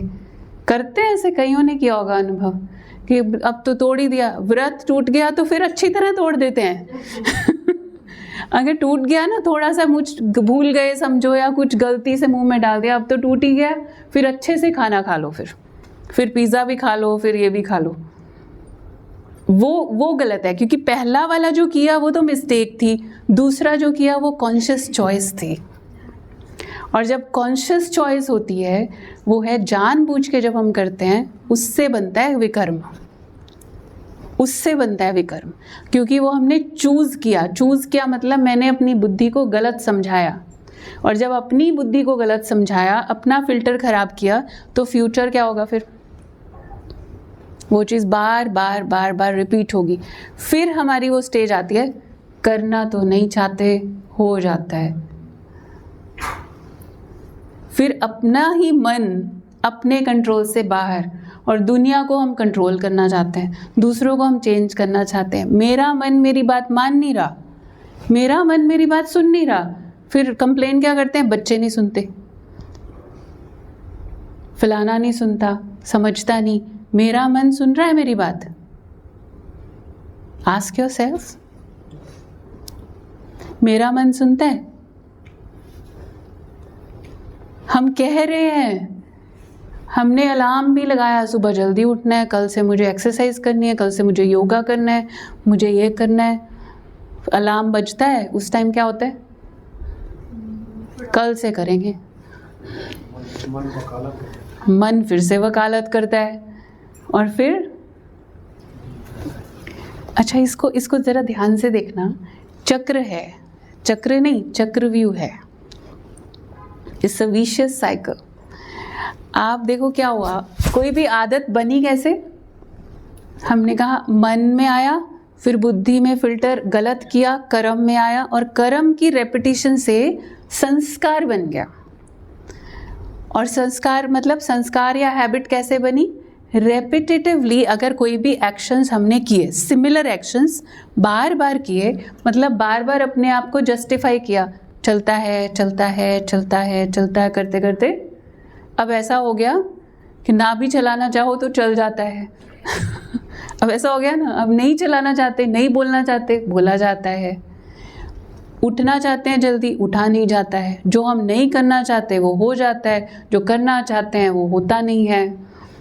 ये हो रहा है अभी, ये हो गई, मतलब रेपिटेटिव एक्शन से संस्कार हो गया। अब आज अगर मैंने सोचा कि आज मुझे अपनी हैबिट चेंज करनी है, फॉर एग्जाम्पल एनीथिंग जो मुझे लगता है मुझे अपने अंदर ये चेंज लाना है आज से। आज हमने क्लास सुनी, बड़ा अंदर से एंथुजियाज्म, बहुत ऐसे लगता है यस करंट मिला, okay I will do it now. For example सुबह उठना है मुझे, सुबह का मैंने रात को जाते ही अलार्म लगाया कि सुबह 5 बजे उठना है मैंने। अलार्म तो अपना टाइम पे बज ही जाएगा, लेकिन हम क्या करेंगे, स्नूज। ये किसी पता नहीं किसने बनाया ये function snooze 8 minutes 10 minutes whatever. So वो स्नूज के बाद फिर नेक्स्ट अगेन, फिर दोबारा से स्नूज हो जाता है वो, फिर वो 2-4 बार स्नूज करके बाद में ख़त्म हो जाता है, और फिर वही वाला टाइम हो जाता है, और उससे भी लेट हो जाता है कई बार। रेपिटेशन से संस्कार बना था। आज अगर मैं अपने आप को ये कहती हूँ, आज से नहीं कल से, समझने के बाद भी मैं कहती हूँ कि कल से, तो एक बार और मैं पुराने तरीके से रिपीट कर रही हूँ, तो मेरा हैबिट कल को और ज़्यादा मुश्किल होगा ना। फिर आज अगर चेंज नहीं किया, एक बार और रिपीट किया, तो कल तो आज से ज़्यादा मुश्किल होगा। So anything if I want to change, it's now और नेवर। तो आज एटलीस्ट वन थिंग, अब आए हैं तो कुछ ना कुछ दान तो देंगे ना, दान देना चाहिए ना। दान से पुण्य बनता है, तो क्या दान देंगे?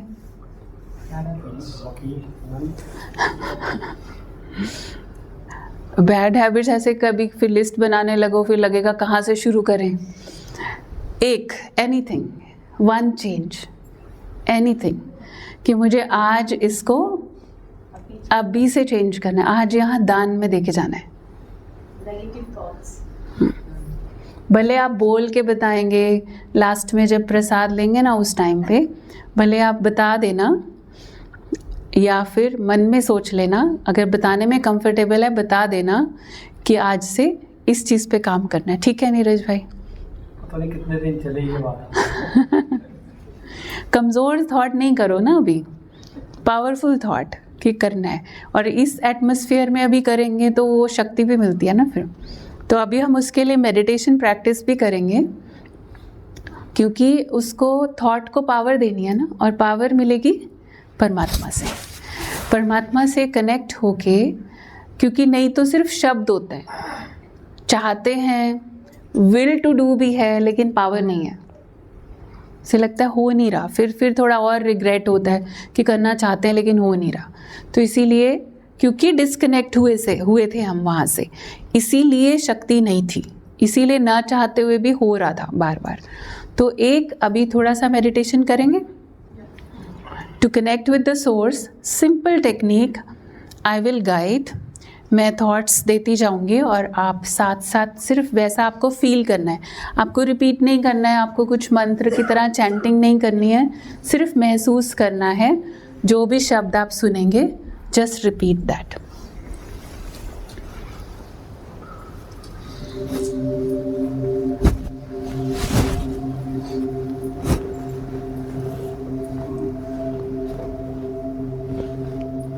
लाइट थोड़ी कम हो सकती है।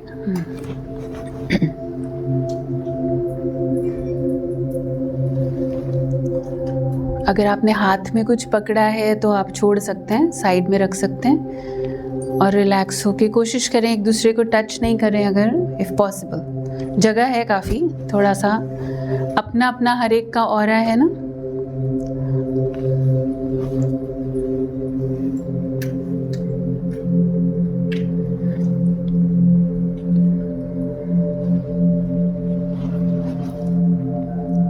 ओम शांति।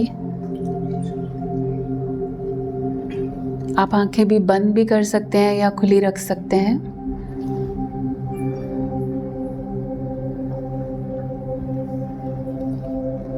एक बार डीप ब्रीदिंग करेंगे, गहरी सांस लेंगे और अपने को बिल्कुल रिलैक्स कर दें।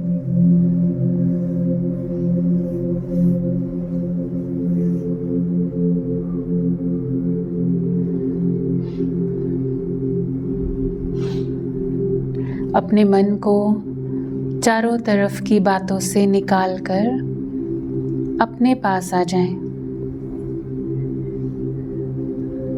ये थोड़ा सा समय मेरा सिर्फ अपने लिए है।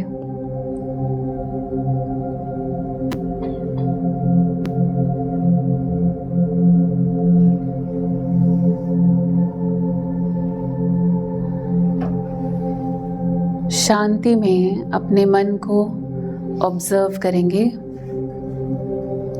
जो भी विचार आ रहे हैं उसको सिर्फ आने दें। मन को प्रेजेंट में ले आएं। इस प्रेजेंट मोमेंट में मैं यहाँ इस समय सिर्फ अपने लिए कुछ पल शांति के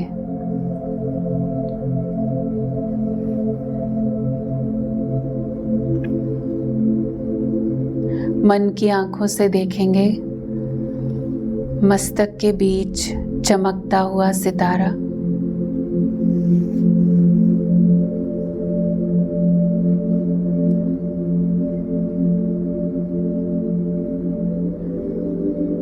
जहाँ तिलक लगाते हैं ठीक वहाँ महसूस करें मस्तक के बीच चमकता हुआ सितारा।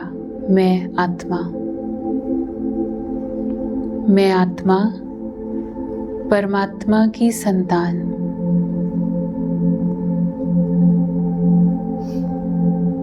शरीर रूपी वस्त्र पहनकर इस दुनिया में,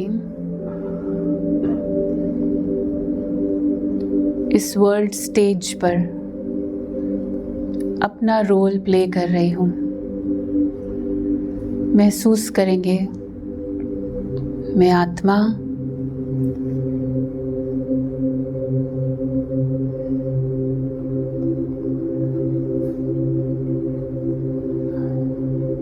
शांत स्वरूप हूँ।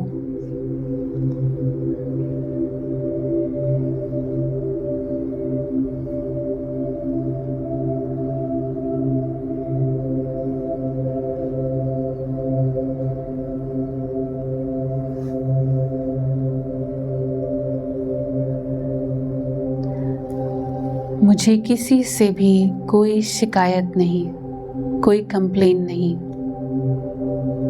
जो है जैसा है मुझे स्वीकार है। इस दुनिया में हर व्यक्ति, हर आत्मा अपना अपना रोल प्ले कर रही है।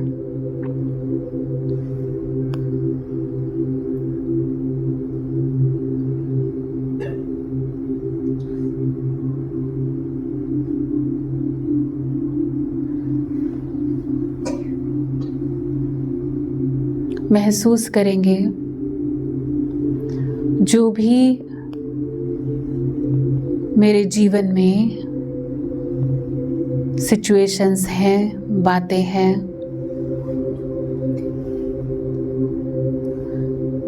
वो सब कुछ होते हुए भी मेरा मन मेरे अपने कंट्रोल में है।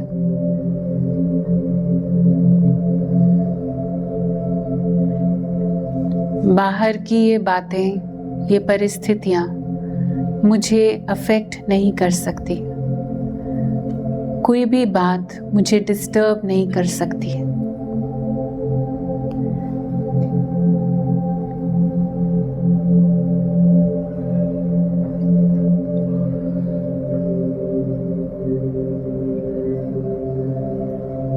मन ही मन स्वयं से बात करेंगे, इस जीवन में मुझे अपनी तरफ से अच्छा करते जाना है। No expectations, no desires and no complaints.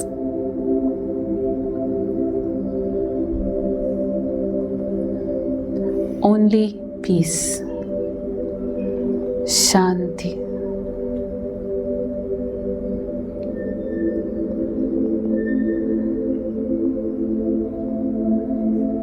कह देंगे अपने आप से, मेरी खुशी मेरा अपना डिसीजन है। My happiness is my choice. My happiness is my decision.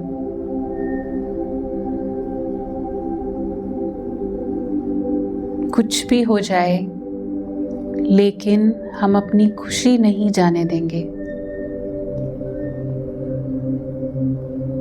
कुछ भी हो जाए, मेरी खुशी ये मेरा सबसे बड़ा खजाना है, जो किसी पर भी आधारित नहीं है।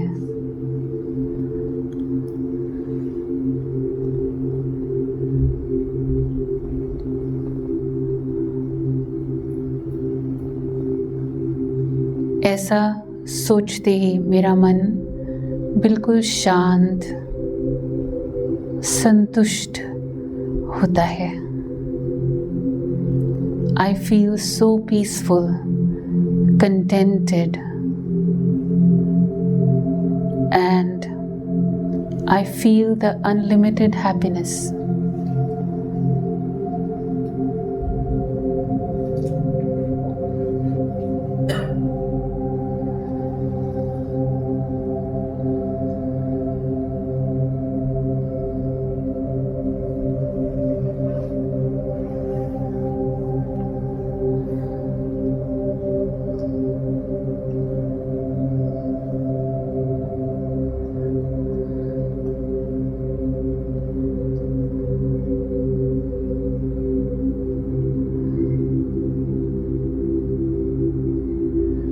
महसूस करेंगे जैसे ही मेरा मन शांत होता है, मेरा कनेक्शन उस परमात्मा के साथ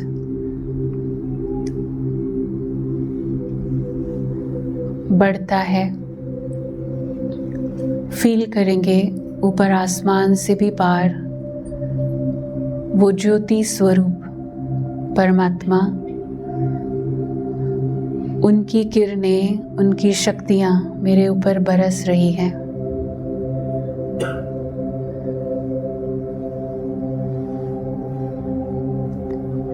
जैसे ही मेरे मन से व्यर्थ के, वेस्ट थॉट्स के सारे बादल छटते हैं, हम महसूस करते हैं परमात्मा की किरणें निरंतर मेरे ऊपर बरस रही है। फील करेंगे वो प्रकाश की छत्र छाया, महसूस करेंगे परमात्मा शक्तियाँ मेरे अंदर समा रही है।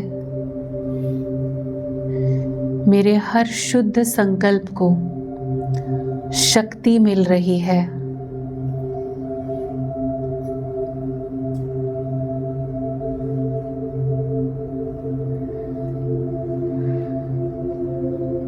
मेरे असंभव कार्य संभव हो रहे हैं।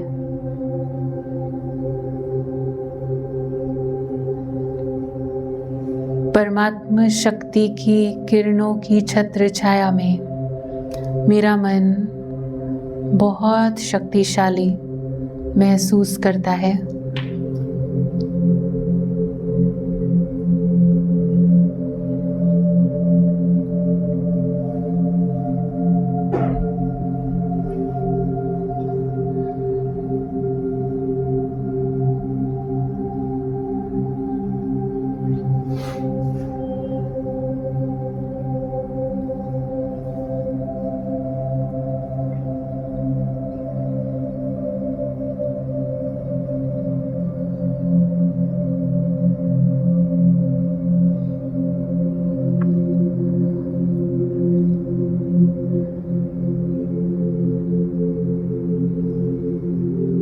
मेरा मन बिल्कुल शांत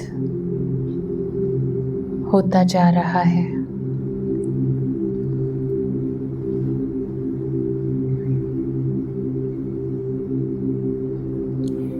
ओम शांति, ओम शांति, ओम शांति।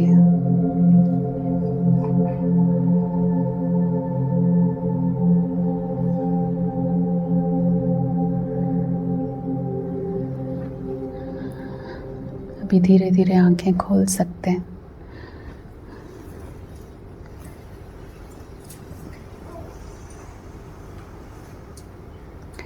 कैसा फील किया?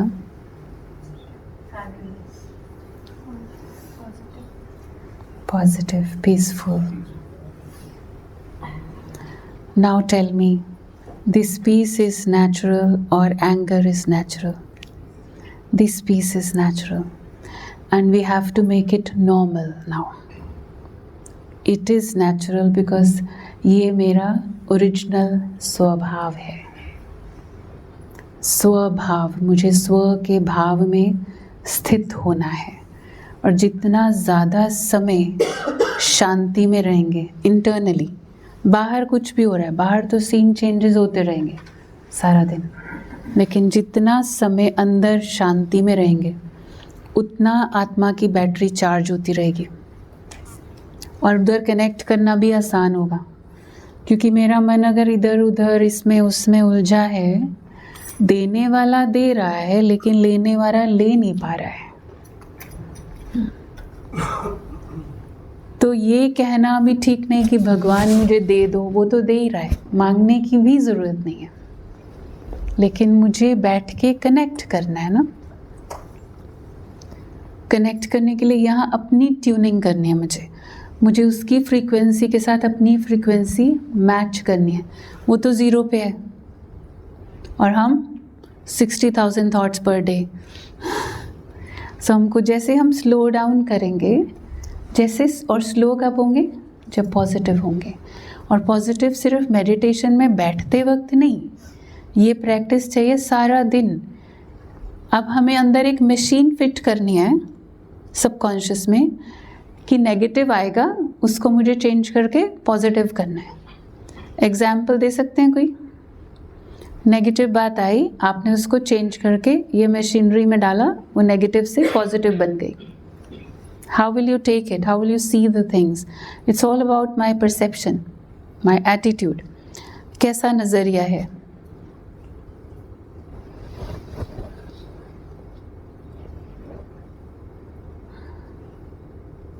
Just use positive affirmations. If you Give me one example. Like for health, if I have some major health issue, Yeah. so I'll say that I enjoy good health every day. My body is very strong. Yeah. I'm safe and happy. Yeah. I'm happy and safe. I enjoy good health each and every day. So this is to fix it. Accident हो गया, क्या बोले?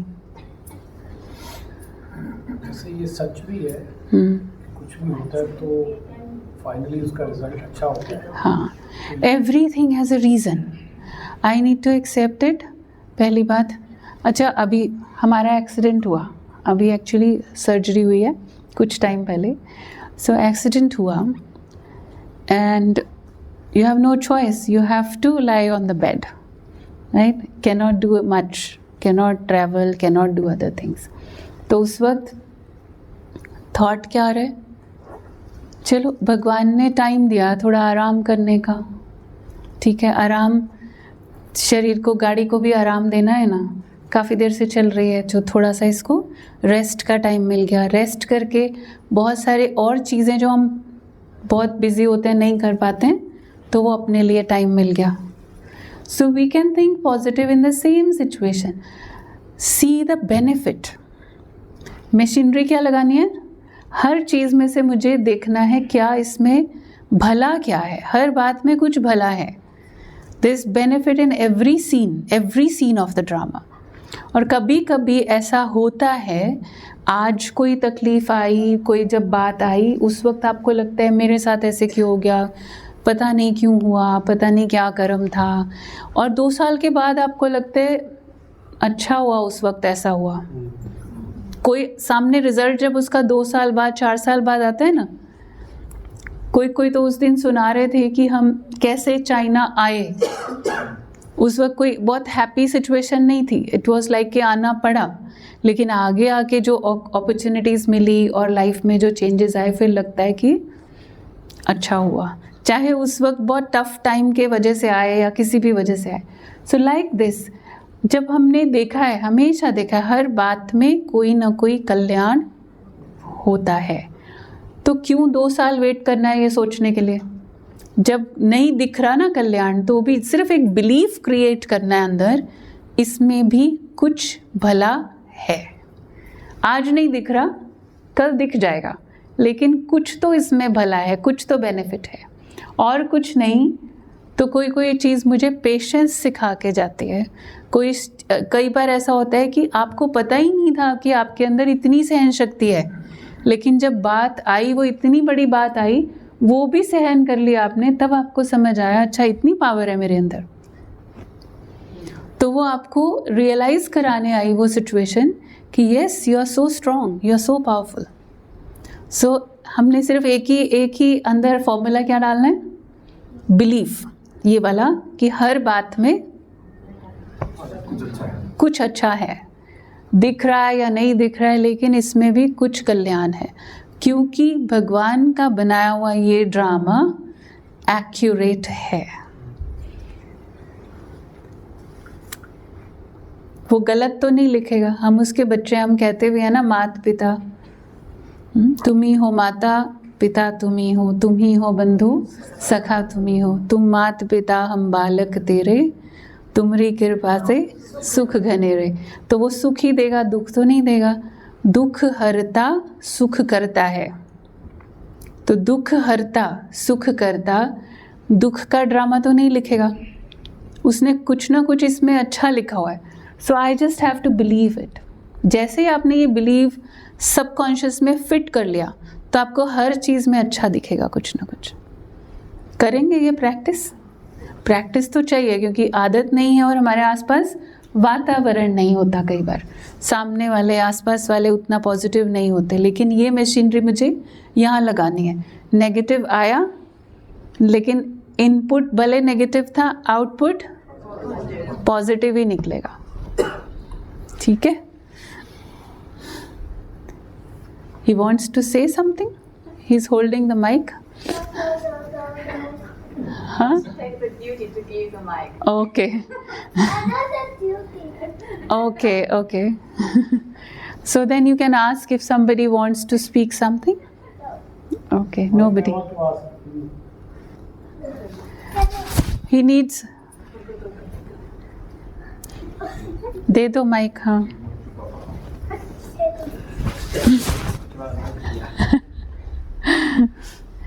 किसी को कुछ कहना है? मुझे एक चीज पूछनी थी। आप जैसे कह रहे थे कि हमारे कर्म ही हमारा भाग्य बनाते हैं। आप कह रहे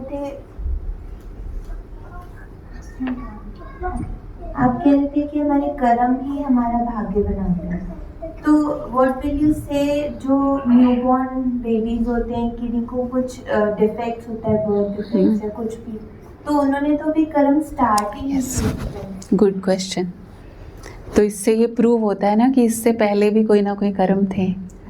ये पहला जन्म नहीं है, क्योंकि आत्मा तो अविनाशी है ना।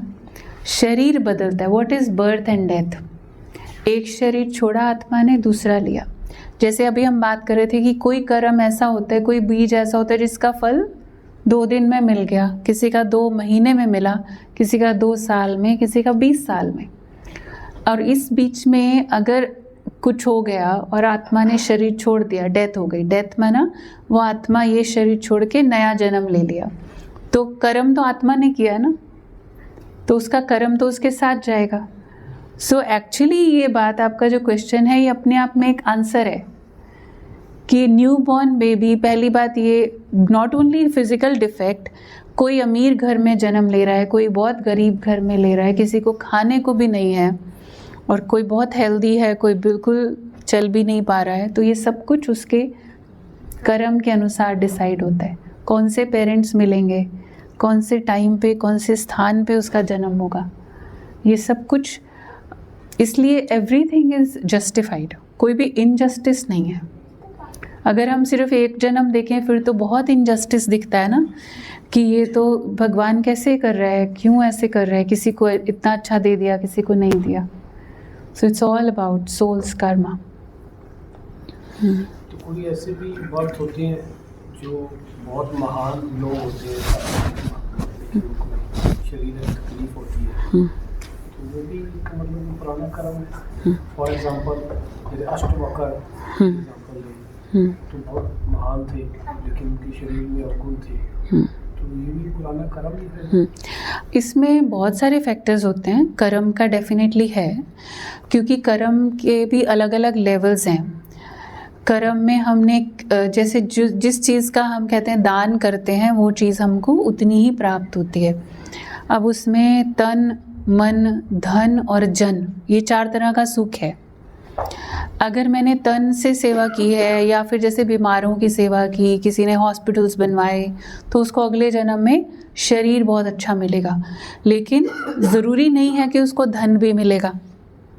लेकिन धन से अगर किसी ने सेवा की हुई है तो उसको धन की कमी नहीं होगी कभी। तो जिस प्रकार की हमने कर्म किए हुए हैं, तो कई बार ऐसे होता है कि एक सब्जेक्ट में हमारे मार्क्स अच्छे होते हैं, दूसरे सब्जेक्ट में उतने नहीं होते। इसीलिए अब जब हम कंप्लीट स्पिरिचुअल ग्रोथ की बात करते हैं तो हम ये कहते हैं कि तन से भी सेवा करनी है, मन से भी करनी है, धन से भी करनी है, और जन माना संबंध, संपर्क, जिनके संपर्क में हम आते हैं उनको भी हमारे द्वारा सुख मिले, हमारे द्वारा कोई ना कोई गुण मिले। तो इसलिए पास्ट के कोई ना कोई होते हैं, वो चीज़ जो रह जाती है वो फिर आगे आती है। या कभी कभी ऐसा होता है, कुछ महान जो पर्सनालिटीज़ हुई हैं वो ऐसे होती हैं कि वो लेसन देने के लिए, सबको शिक्षा देने के लिए एक ऐसा जन्म होता है कि उस शरीर में होते हुए भी उसका कोई प्रभाव आत्मा के ऊपर नहीं आ रहा। शरीर के ऊपर कोई कष्ट आ रहा है लेकिन मन पे उसका कोई इफ़ेक्ट नहीं है। तो वो एक एग्जाम्पल बन जाता है कईयों के लिए कि ज़्यादा जो इम्पोर्टेंट है वो क्या है, शरीर या आत्मा।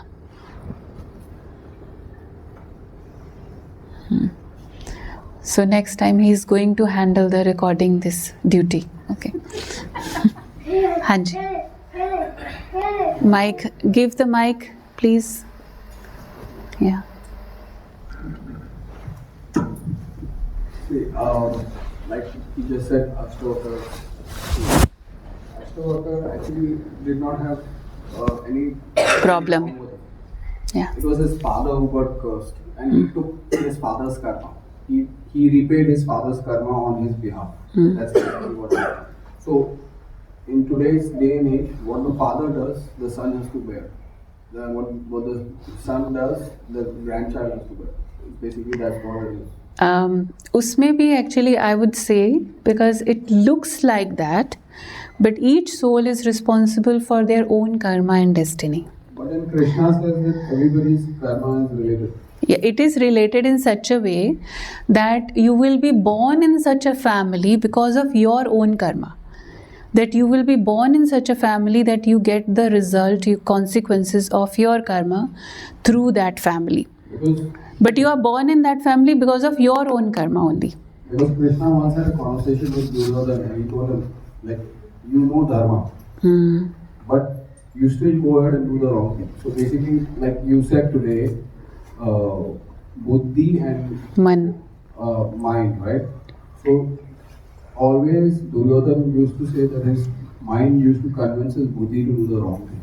So that's an example. And the same way the Pandavas, it used to be that they used to convince their buddhi to do the right thing. Yeah, so these are all actually examples already in front of us. We just have to understand and then realize and implement it. Main thing is about right now how I use that example in my life to practically do that. So first thing is understanding, knowing, then understanding and then becoming. Because the spiritual journey is a journey from knowing to becoming. तो पहले तो जानना है, फिर मानना है, जानकर समझा, फिर माना और फिर बनना है.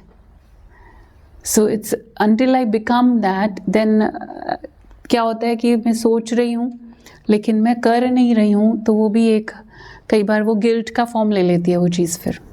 So we all have a lot of knowledge actually. My only concern is that why should other people's karma affect? Will not. That's what I said.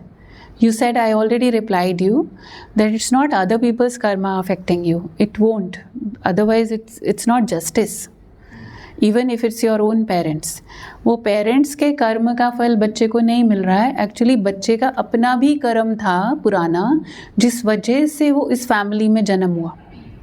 तो देखने में apparently it feels कि it's because of his father's karma. Like if someone's father is a thief, he's stealing things and then one day he is caught by the police and he's in the jail. लोग कहेंगे कि उसके कर्म का सज़ा उसकी wife को, बच्चों को, फैमिली को मिल रही है, वो क्यों सफ़र कर रहे हैं. लेकिन पास्ट में किसी न किसी कर्म में वो भागीदारी थी, उनकी हिस्सेदारी थी. There was partnership somewhere in some way supporting in that karma, जिसका फल ये हुआ कि वो इस जन्म में उस परिवार में आए और ये रीज़न बना सिर्फ उसको फल मिलने का, लेकिन उसका था अपना ही कर्म. It's always like that. Finally, one gets mukti when like atma to atma, how many times, finally they say you do the good karma and you take the mukti. Finally, mukti, there are two things. One is mukti, one is jivan mukti. To reach the stage of mukti, first you have to feel jivan mukti here. Experience jivan mukti here. And what is jivan mukti? Liberation in life. That is while living in this life I feel bondage free. अभी क्या हो रहा है कि relationships हो चाहे वो भी बंधन लगता है, काम हो वो भी बंधन लगता है. बंधन का मतलब क्या होता है? करना पड़ेगा, no choice, I have no choice but I have to do it. So वो जो फीलिंग है वो बॉन्डेज है ना, बंधन है. तो मुझे इस बंधन से मुक्त होना है पहले. तो जैसे ही आत्मा यहाँ होते हुए, इस जीवन में होते हुए उस बंधन से मुक्ति फील करती है, फ्रीडम, रियल फ्रीडम, फिर वो मुक्ति होती है. और उसके लिए ये प्रैक्टिस है, एवरीडे डिटैचमेंट की प्रैक्टिस. मुझे याद रहे कि मैं ये शरीर हूँ ही नहीं, ये सिर्फ मेरा वस्त्र है. मैं आत्मा हूँ और इस शरीर के द्वारा सिर्फ कर्म कर रही हूँ इस कर्म क्षेत्र पर. तो कर्म के भी बंधन में नहीं आएंगे, नहीं तो अच्छे कर्म का भी बंधन हो जाता है. मैंने अच्छा किया उसका अभिमान भी आ जाता है, मैंने ये किया, मैंने इतना किया. मेरे में अभिमान नहीं है, इसका भी अभिमान आ जाता है. अभिमान ऐसी चीज़ है वो कहीं से भी एंटर कर जाता है कि मैं बहुत हम्बल हूँ, मैं बहुत पोलाइट हूँ, इसका भी अभिमान आ जाता है कहीं में. तो इतनी सूक्ष्म चेकिंग चाहिए मुक्ति के लिए ना, बहुत subtle, very very subtle, very deep level checking. And if I really have a high target then I can achieve that also. और जिस आत्मा को पहुंचना है वहाँ पे उसी के अंदर ये थॉट्स भी आएंगे कि मुझे पहुंचना है. दूसरे के अंदर नहीं आएंगे. दूसरे को लगेगा ठीक है, थोड़ा सा सुख शांति से जीवन बीत गया, बस उतना ही बहुत है. नाउ इट डिपेंड्स कि हर आत्मा का टारगेट कितना है. ज्ञान तो हर लेवल पे अवेलेबल है. जैसे स्कूल में, कॉलेज में होता है, हर एक का अपना एक गोल होता है. तो if my aim is to achieve that mukti, जीवन मुक्ति, then there are lessons for that. Then we have proper actually course, Raj yoga course, जो राजयोग 7 दिन का कोर्स होता है, जिसमें स्टेप बाय स्टेप पूरा इसकी अंडरस्टैंडिंग है. आत्मा क्या है, परमात्मा क्या है, मैं आत्मा कहाँ से आई हूँ, कहाँ जाना है, और क्यों है हम इस कर्म क्षेत्र पे. ये जो सृष्टि में चक्र चल रहा है ये कैसे चलता है, और इसमें अभी कौन सा समय चल रहा है, फिर इसमें से मुझे मुक्ति और जीवन मुक्ति में कैसे जाना है. At least as an actor, if you are saying this is a drama and we all are actors, so as an actor I should know about this drama कि इसका बिगिनिंग, मिडल, एंड है क्या, स्टोरी क्या है पूरी. At least everybody should know that. So that's why I am telling you कि अगर आप लोग करना चाहते हैं आगे कोर्स, तो उसकी कोई ना कोई विधि बना सकते हैं, ऑनलाइन या ऑफलाइन जैसे भी. अभी यहाँ खचाव में तो सेंटर नहीं है, लेकिन हो सकता है फ्यूचर में कोई प्लेस यहाँ पे बनाया जा सके, ये भी हम सोच सकते हैं. या तब तक हम ऑनलाइन स्टडी अरेंज कर सकते हैं. आप में से कौन कौन करना चाहेंगे अगर हम अरेंज करें ऑनलाइन क्लासेस राजयोग का? Can I see your hands? या ऑनलाइन 1 घंटा एवरी डे,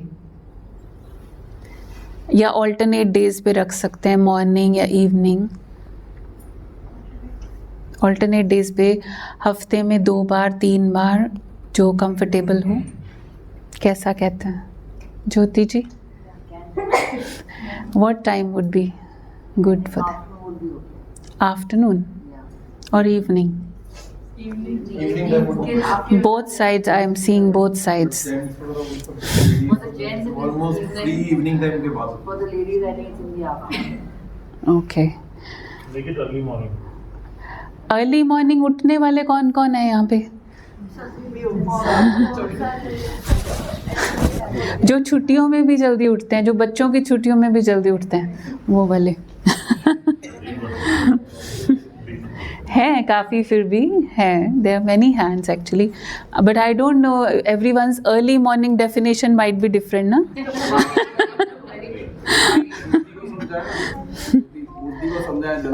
बुद्धि को समझाए. I think if we plan something we can do, right.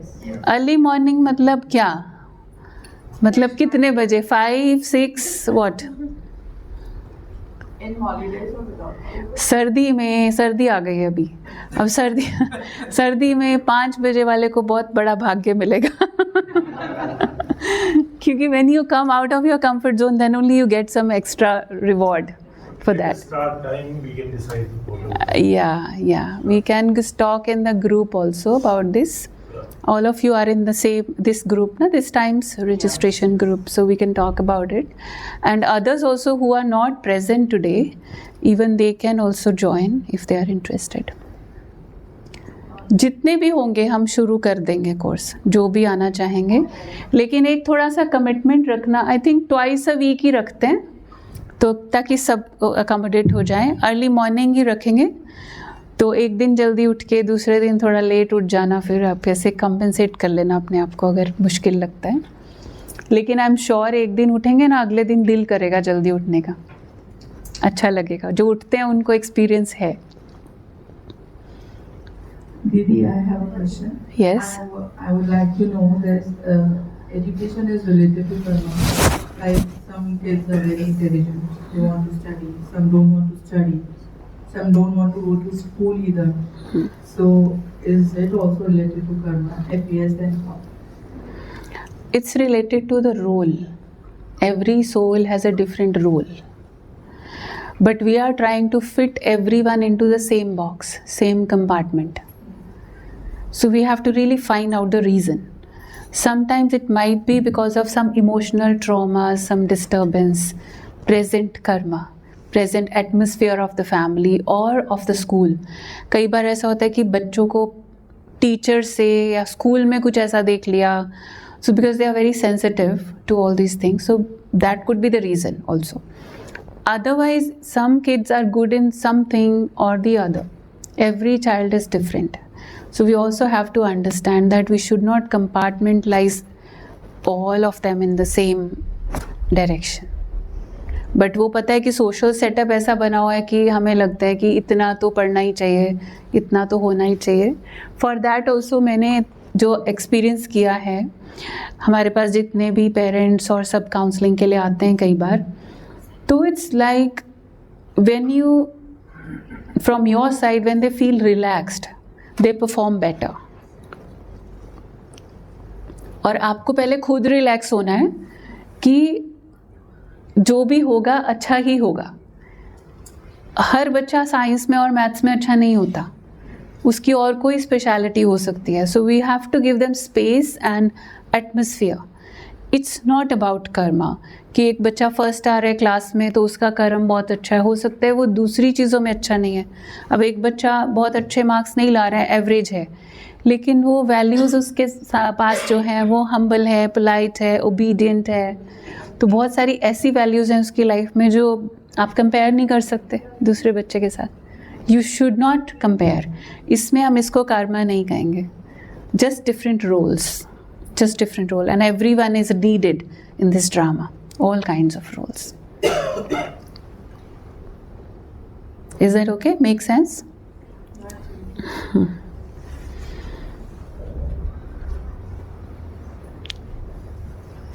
और किसी को कुछ कहना है, पूछना है, कहना है, anything?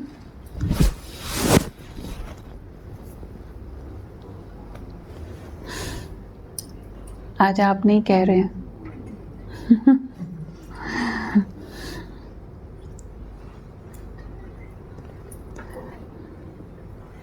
पूरा करें फिर, भूख लगी होगी सबको.